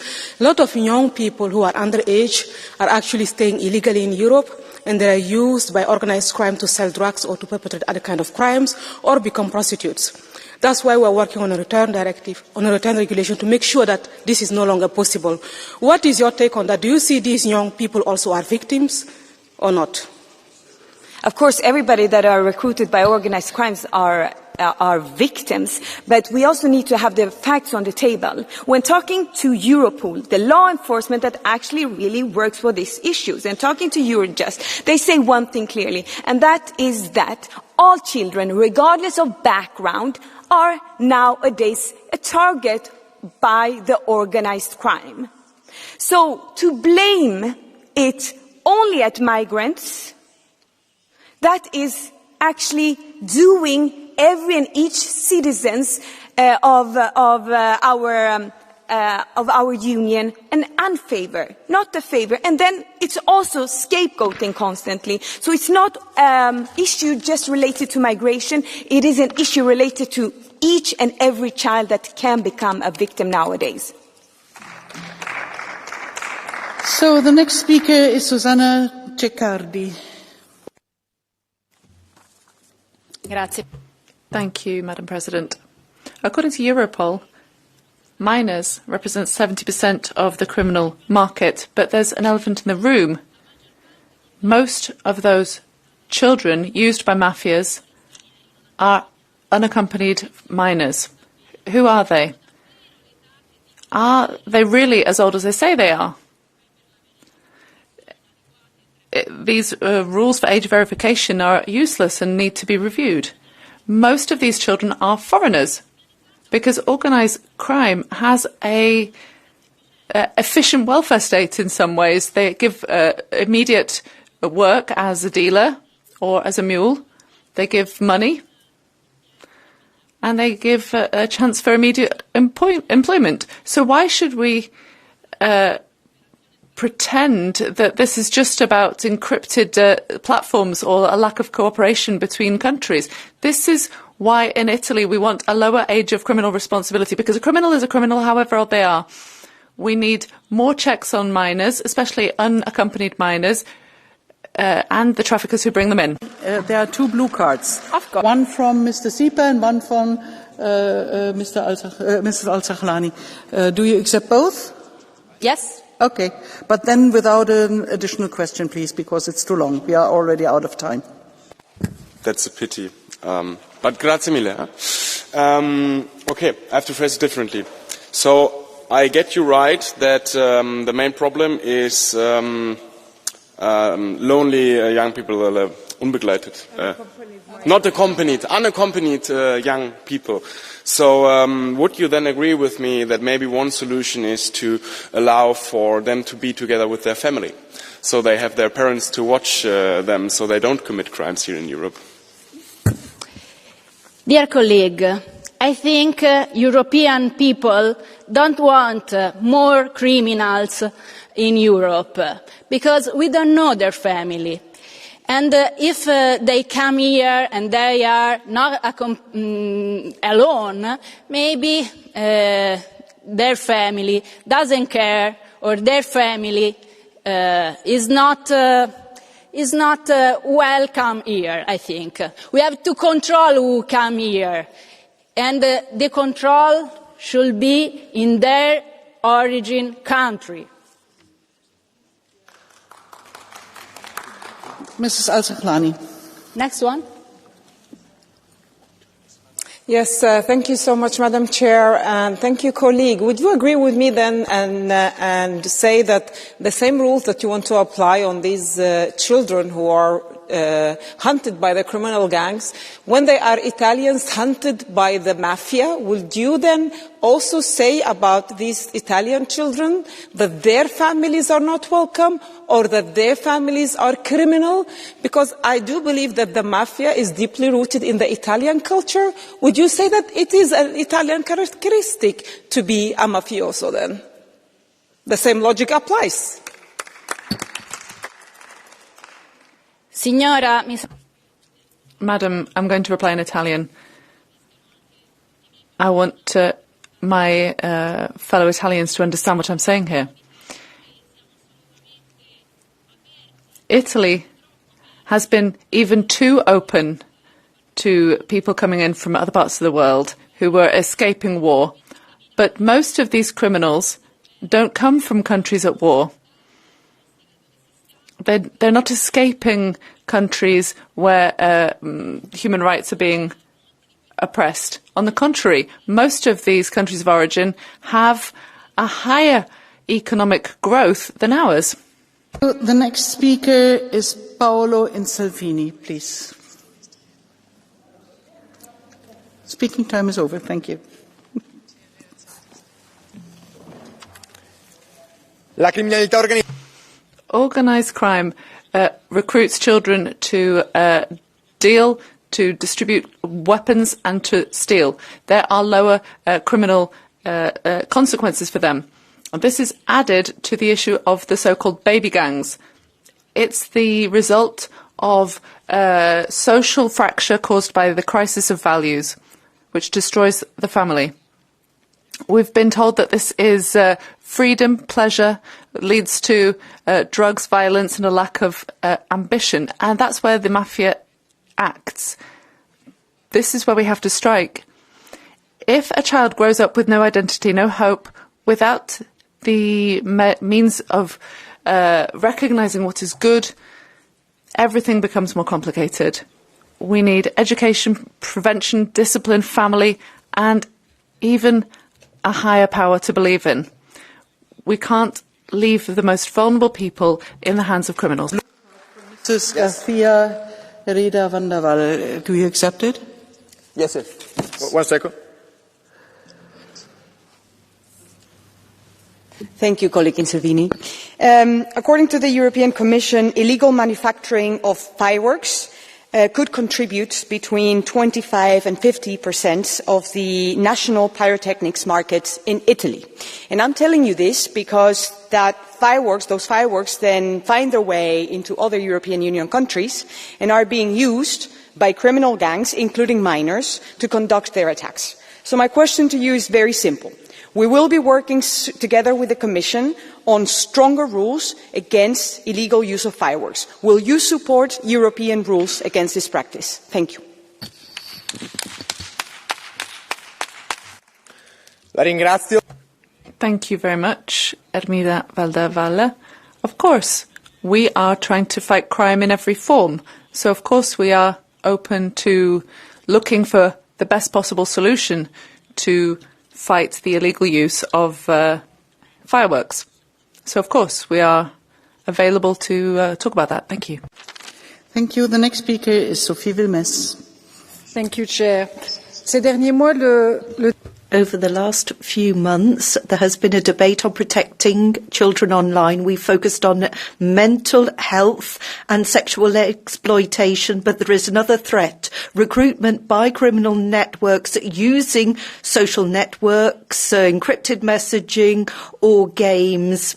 Now, the first line of defence is education, offering job prospects, and that is down to member state competence. But Europe can play its part, holding digital platforms to account. We cannot have a complete lack of responsibility, as some would argue here.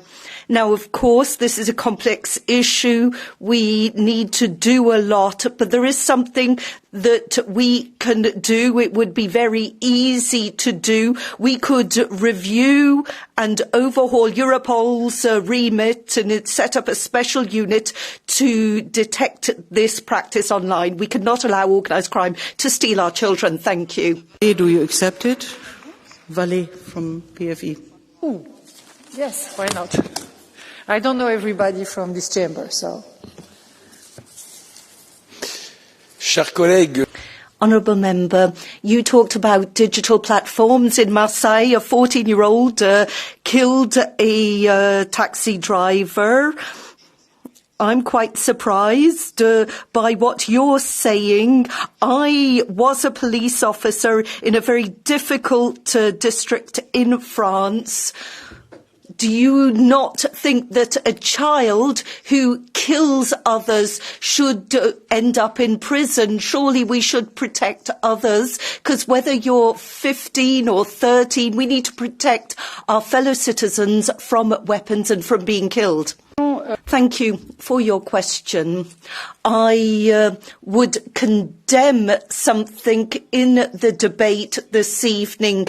I abhor the fact that we are wondering whether children belong in prison or not. We're completely overlooking the backdrop to these crimes. These are children, minors.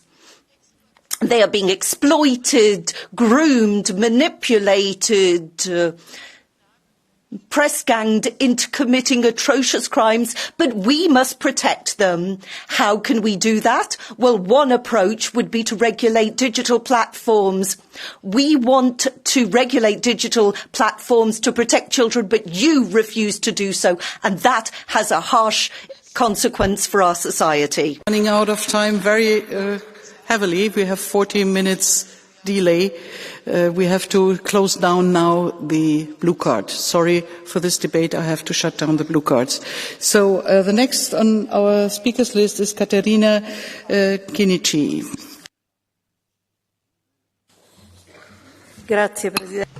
Thank you, Madam President, Commissioner.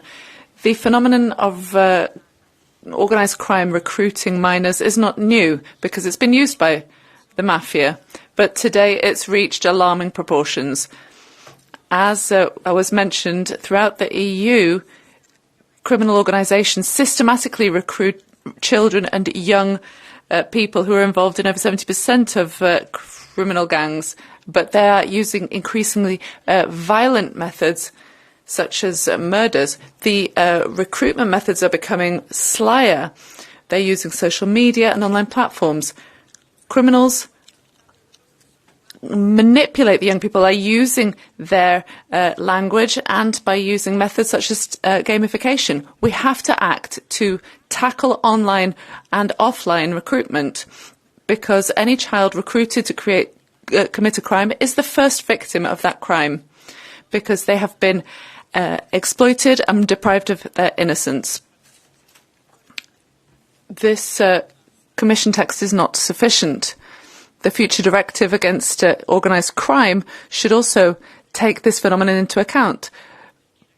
For example, with specific consequences for anybody recruiting minors, we also have to look at prevention measures to keep kids in school and give them an opportunity to develop and flourish.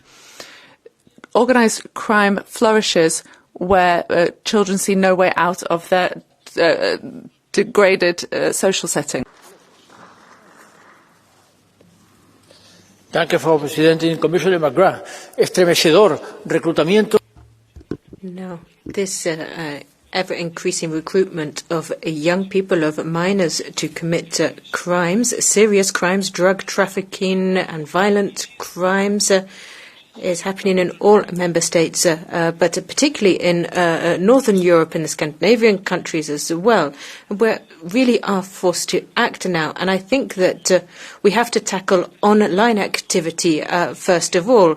We need to be extremely vigilant, especially under 13 years of age. The Digital Service Act means that we have to revise illegal content as well. And then secondly, all of us have the rules for the prevention of crime. We should all be aware of the backdrop to this worrying trend. And then thirdly, prevention. Fight against social exclusion and inequality. We need to focus on youth protection services, as the European Internal Security Directive says, to protect our children above all. Thank you.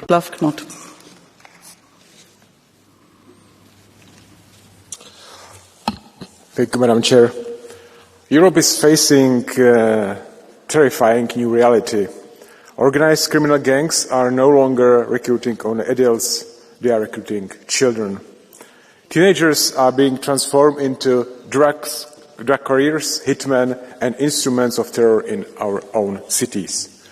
In Sweden, for example, we have seen horrifying cases where boys as young as 13 or 14 were recruited by migrant gang networks to carry out shootings and bomb attacks linked to drug wars.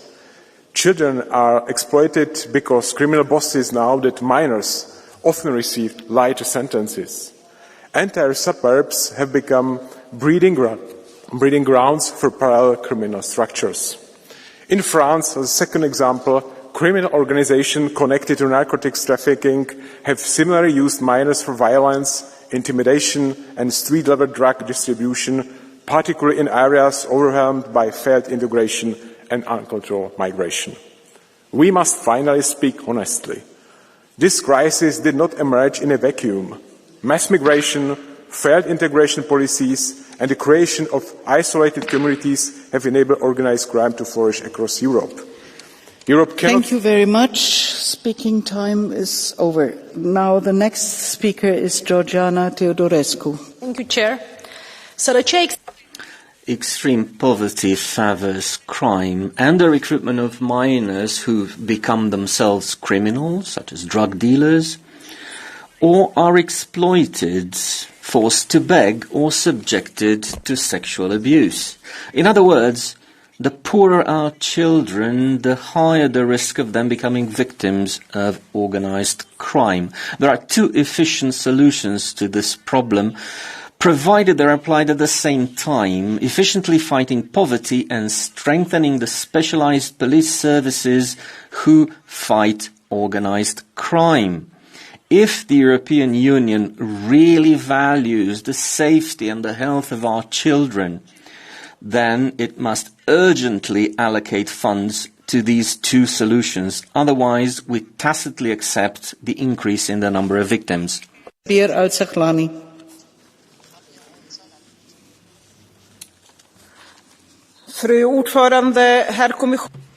Madam President, Commissioner, in Sweden, we've seen how criminal gangs hunt down our children in schools, on football pitches, on Instagram and TikTok. How is the Swedish government responding to this? Well, they want to put 13-year-olds behind bars, so the criminal gangs have their hands clean, but they're actually committing war crimes. It's very disturbing. You only need to ask the judges, the public prosecutors and the police, and what should we do? They always say, well, this is not going to stop the gangs from recruiting. It's actually going to make things worse if we put the children behind bars. We have to fight the gangs, but we have to build a society that's stronger than those gangs, to give those children more hope. Sweden and the European Union, instead of putting 13-year-olds behind bars, criminalising them, should turn to criminalising the recruitment online. I will never accept treating children as goods.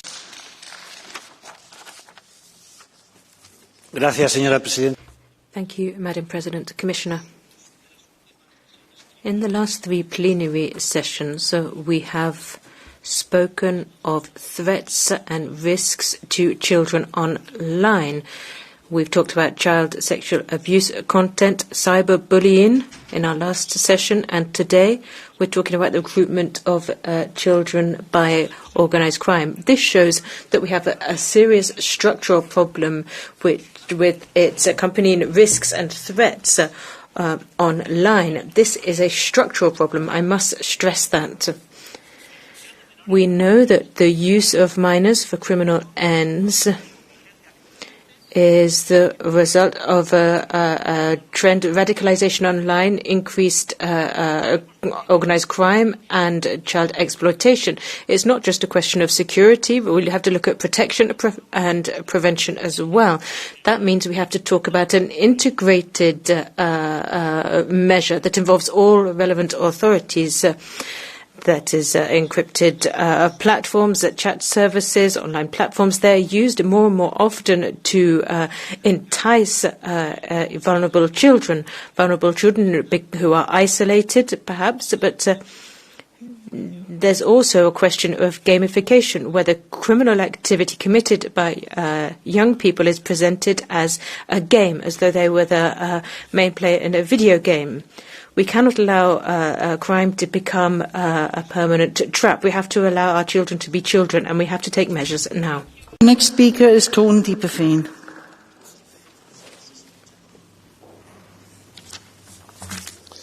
Thank you, President. Commissioner, in ever more member states, children are press-ganged into serious criminal activity, acting even cross borders. In December 2024, a Dutch drug dealer was killed in Spain by a Belgian teenager hired by an organised crime gang.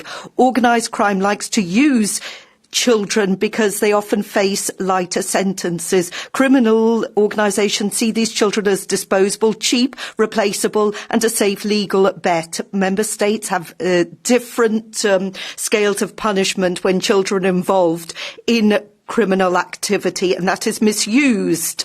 Prevention alone is not enough.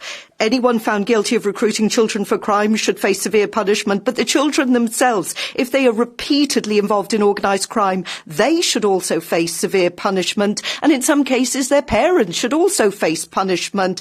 It is down to member states to prosecute a number of crimes where that is not always the case. We need more European cooperation. We need to ensure that Europol plays a key role here. Maciej Wałszyk. Jeszcze niedawno nikt nie proponowałby takiej debaty. Recently, nobody would have suggested having that kind of debate because there wasn't the problem of organised criminals recruiting minors. But yesterday, we awarded the European Order of Merit to Madam Merkel, and today we're talking about the fate of children recruited by organised crime. This mass recruitment is something that's only started occurring in the last 10 years. What happened 10 years ago? Well, 10 years ago, a wave of illegal migrants arrived in Europe, and Ms. Merkel is responsible for that. Anywhere migrants are concentrated, there is the concentration of crime. The responsibility for that crime falls on anybody who promotes mass migration. That is why we can't feel safe in Europe. In safe places, this kind of recruitment wouldn't exist, so we don't agree with mass migration. Thank you, Chair, Commissioner. We have a huge problem. Last year in the Netherlands, some 1,500 attacks were carried out with fireworks. The young people, the young perpetrators, were often children from difficult socio-economic backgrounds, easy prey for organised crime. They are child soldiers. They are harnessed and they are used to intimidate others. They themselves face deadly threats. Rotterdam mothers were powerless last year, and this problem can be seen not just in the Netherlands but around Europe, and so we are pleased that the European Commission is looking to adapt the regulations governing fireworks, in particular illegal fireworks. We need to share information on illegal gangs, and we need to be far stricter when it comes to the online platforms turning a profit on the backs of young people being recruited into crime. Thank you.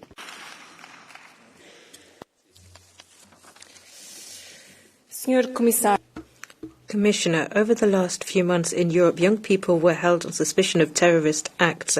They were aged 12, 13 or 14. Many did not have criminal records, just a phone, a computer and someone on the other side of the screen who knew exactly how to reach them. They were approached, manipulated, recruited in the silence of an app, on a forum, in a game or an encrypted chat where adults, schools and the authorities arrived too late. According to Europol, in 2024, a third of those arrested for crimes related to terrorism in the EU were aged between 12 and 20.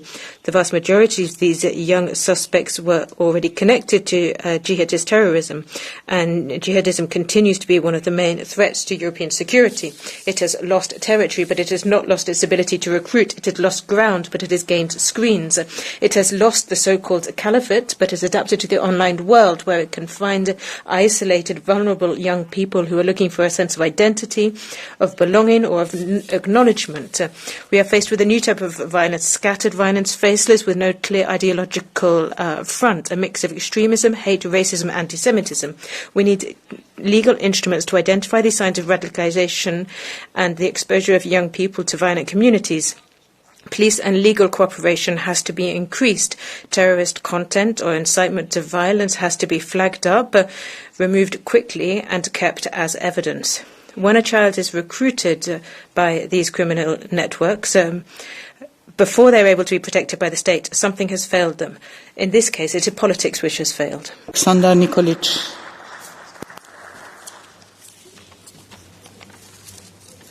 C'est très bien de faire cette délibération sur les... It's a good idea to have this exploration of the issue of recruitment of youth. But it would be even better if we weren't facilitating that recruitment, because today the police are toothless to combat this. I read your anti-drug strategy of 2021. Your main ways to combat drug trafficking was prevention and looking for causality. Let me give you a clue. It's quite easy. Make lots of money very quickly with no legal consequences for minors. And for prevention, I can guarantee you that there's no use telling drug traffickers that recruiting young people is wrong. They know it, and telling young people not to sell drugs is also useless. Drug traffickers need to start fearing the state again, and young people need to realise that they face consequences. We need to drastically increase the margin or the leeway of our police officers. And if we continue to open borders so that people can bring in drugs, we're going to turn France and Europe into Mexico. À Nantes, il y a quelques jours, un adolescent... In Nantes, a few days ago, a 15-year-old was shot to death in a fight connected to drug trafficking. Two more, aged 13 and 14, were injured. This is the reality of Europe today. For far too long, some people wanted to believe that recruitment of young children by cartels only existed in Latin America or in Africa, but that is wrong. This is something which is infecting our European cities as well. 11-year-old, 12-year-olds become they look out for organised crime, and they are recruited because they know that the legal systems are not fit for purpose. Drug trafficking is not any old crime. It is by design they recruit young people as child soldiers with the skill of a multinational. We have to unravel these networks and stop the influence of foreign criminals. There have to be increased criminal penalties for recruitment of young children. Behind every minor recruited by drug traffickers, there is a failure of the state and increased power of the mafia. Speaker is Verena Mertens.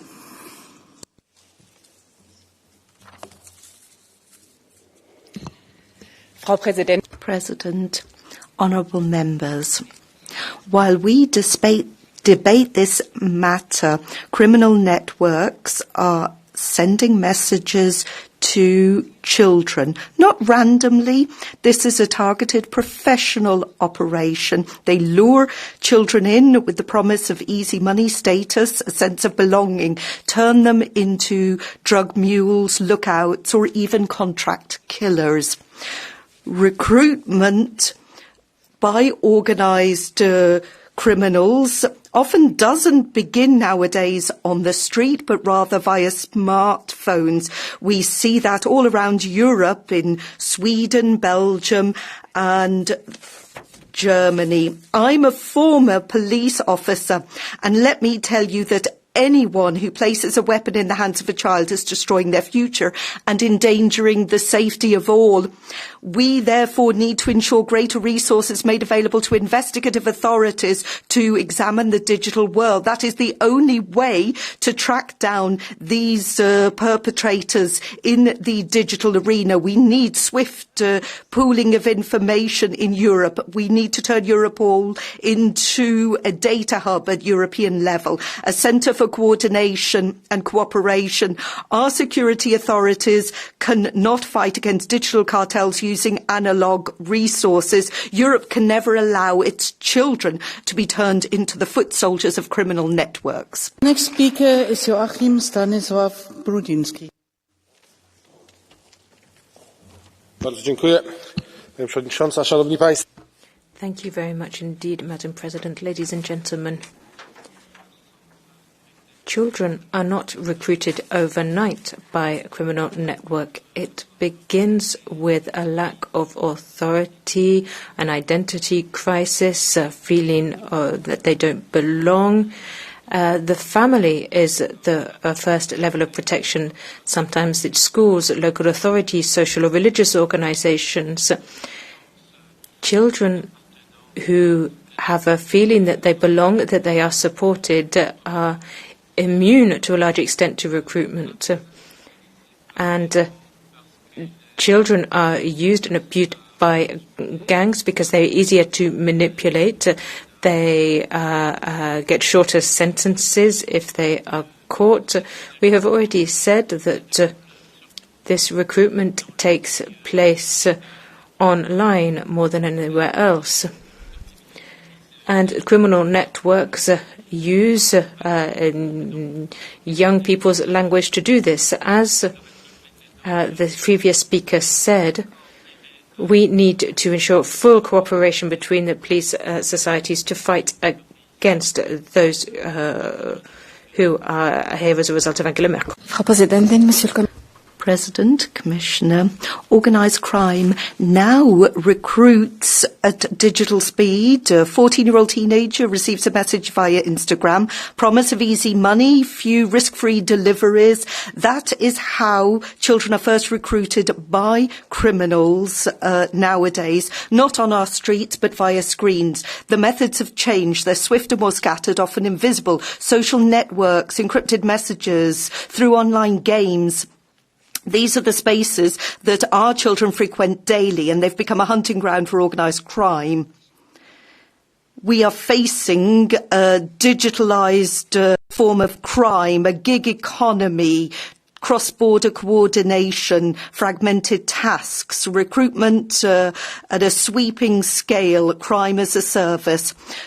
This has visibly escalated, and it will inevitably escalate. It will start with delivering an envelope and end in extreme violence. Children are sometimes only in primary school. They're recruited as lookouts, mules, and then end up as executioners. Organised crime is exploiting these young people. They are malleable, they are loyal because they're afraid, and they're less likely to be prosecuted. It is down to us to protect them. We need to strengthen prevention, invest in digital education, cooperate and ensure that we hold platforms accountable. We're no longer just talking about petty crime. We must protect our children because we need to protect them from those who would weaponise their innocence. Thank you, Madam President. The recruitment of minors by criminal gangs is not a marginal issue. It's a solid strategy that's constantly changing. This is proven by what happened today in Florence. A 15-year-old Tunisian was arrested for international terrorism after online contacts with Adage, which is a online agency. This is a change of paradigm. It doesn't happen in the neighbourhoods. It happens on your phones. These gangs get onto encrypted chats, online games and social networks. A kid is no longer approached. They are profiled and then contacted. The first promise is of easy money. Then they become identified with the gang and then they become loyal to them. This is why our response needs to be European, immediate and concrete. What is at stake is not just safety, because the first click that a young person makes could lead them to a different future. The next speaker is Mika Aaltola.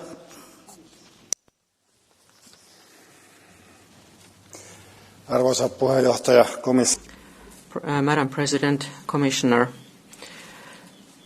we have more than 800 high-risk criminal organizations in Europe. They recruit children who are 12 years old in TikTok, in Instagram, through games.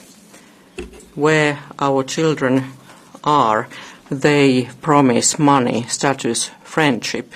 This friendship becomes exploitation. The kid is stuck. He or she cannot leave the network. he faces violence. We know that the criminals know exactly what they do. They exploit the children's ability to trust. They choose the children because convictions are milder, because children believe what they say, what they promise, because the platforms turn a blind eye. We must not let this vicious circle continue. The platforms must not avoid their responsibility. We must not let the criminals take our children's future away from them. Now we come to the Catch the Eye, and the first speaker on Catch the Eye is Sunčana Glavak.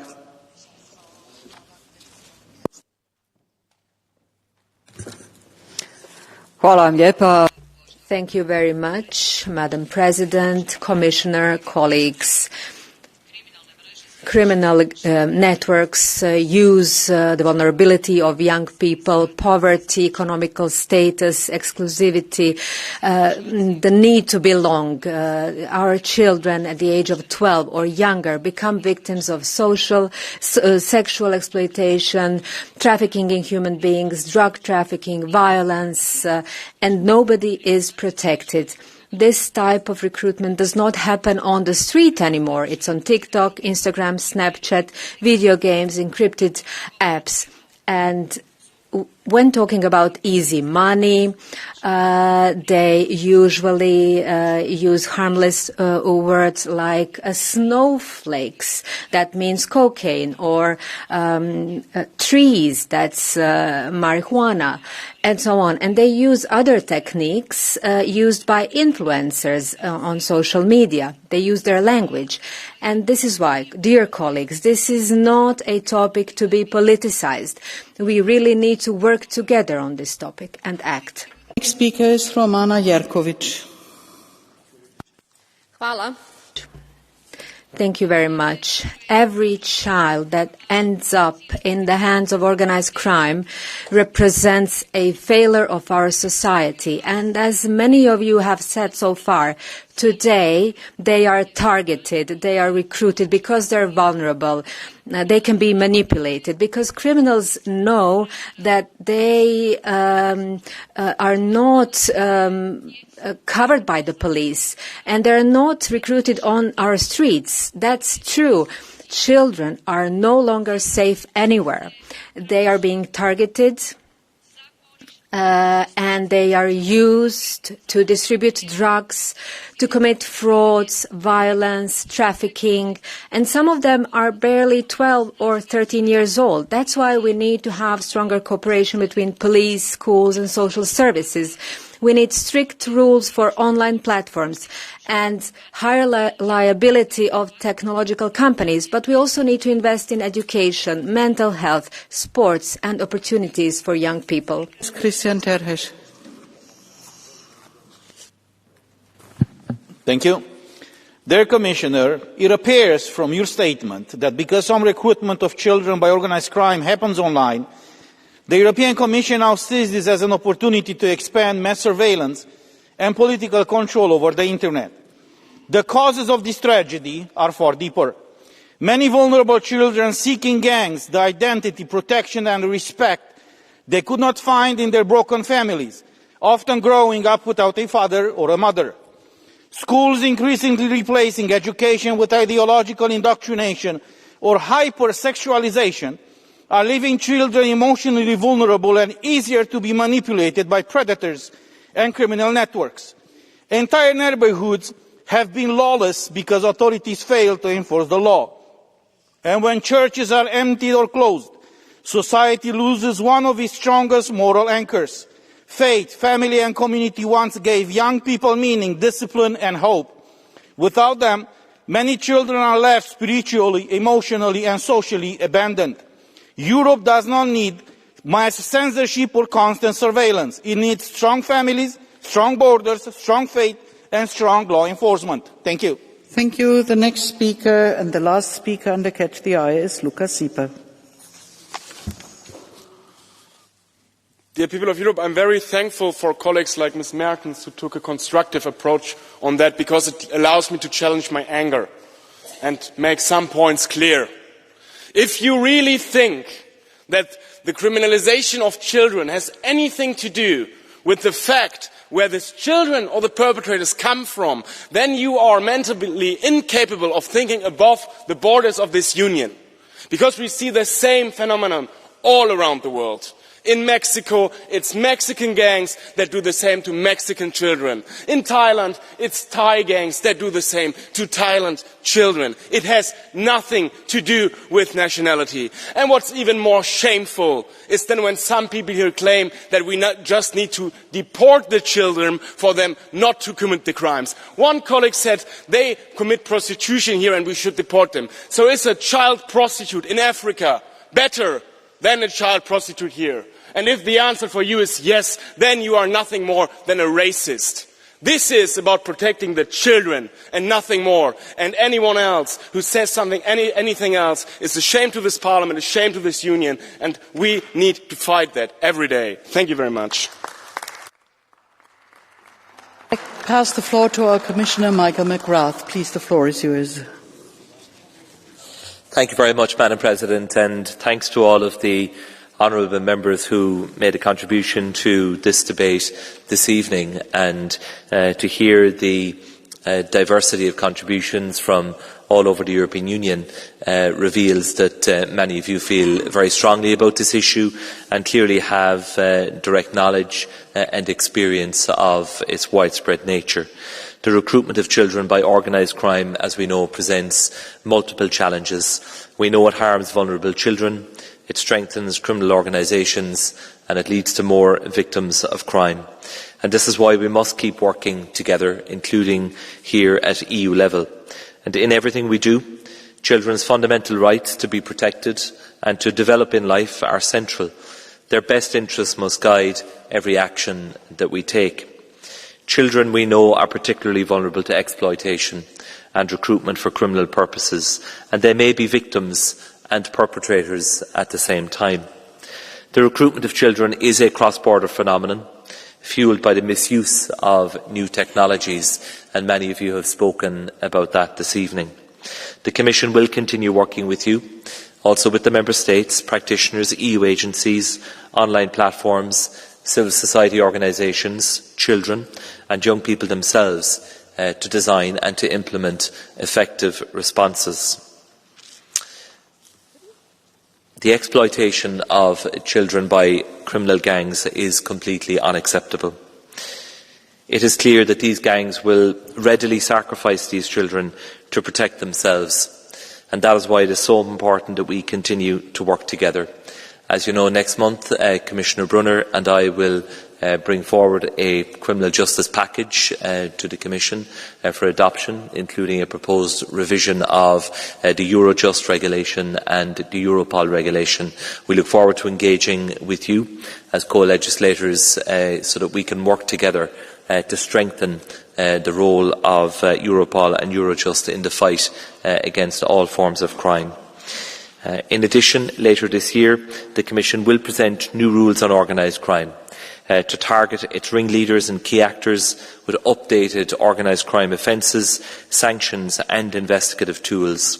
And the new rules are an opportunity to reinforce the penal response to those who are behind youth recruitment.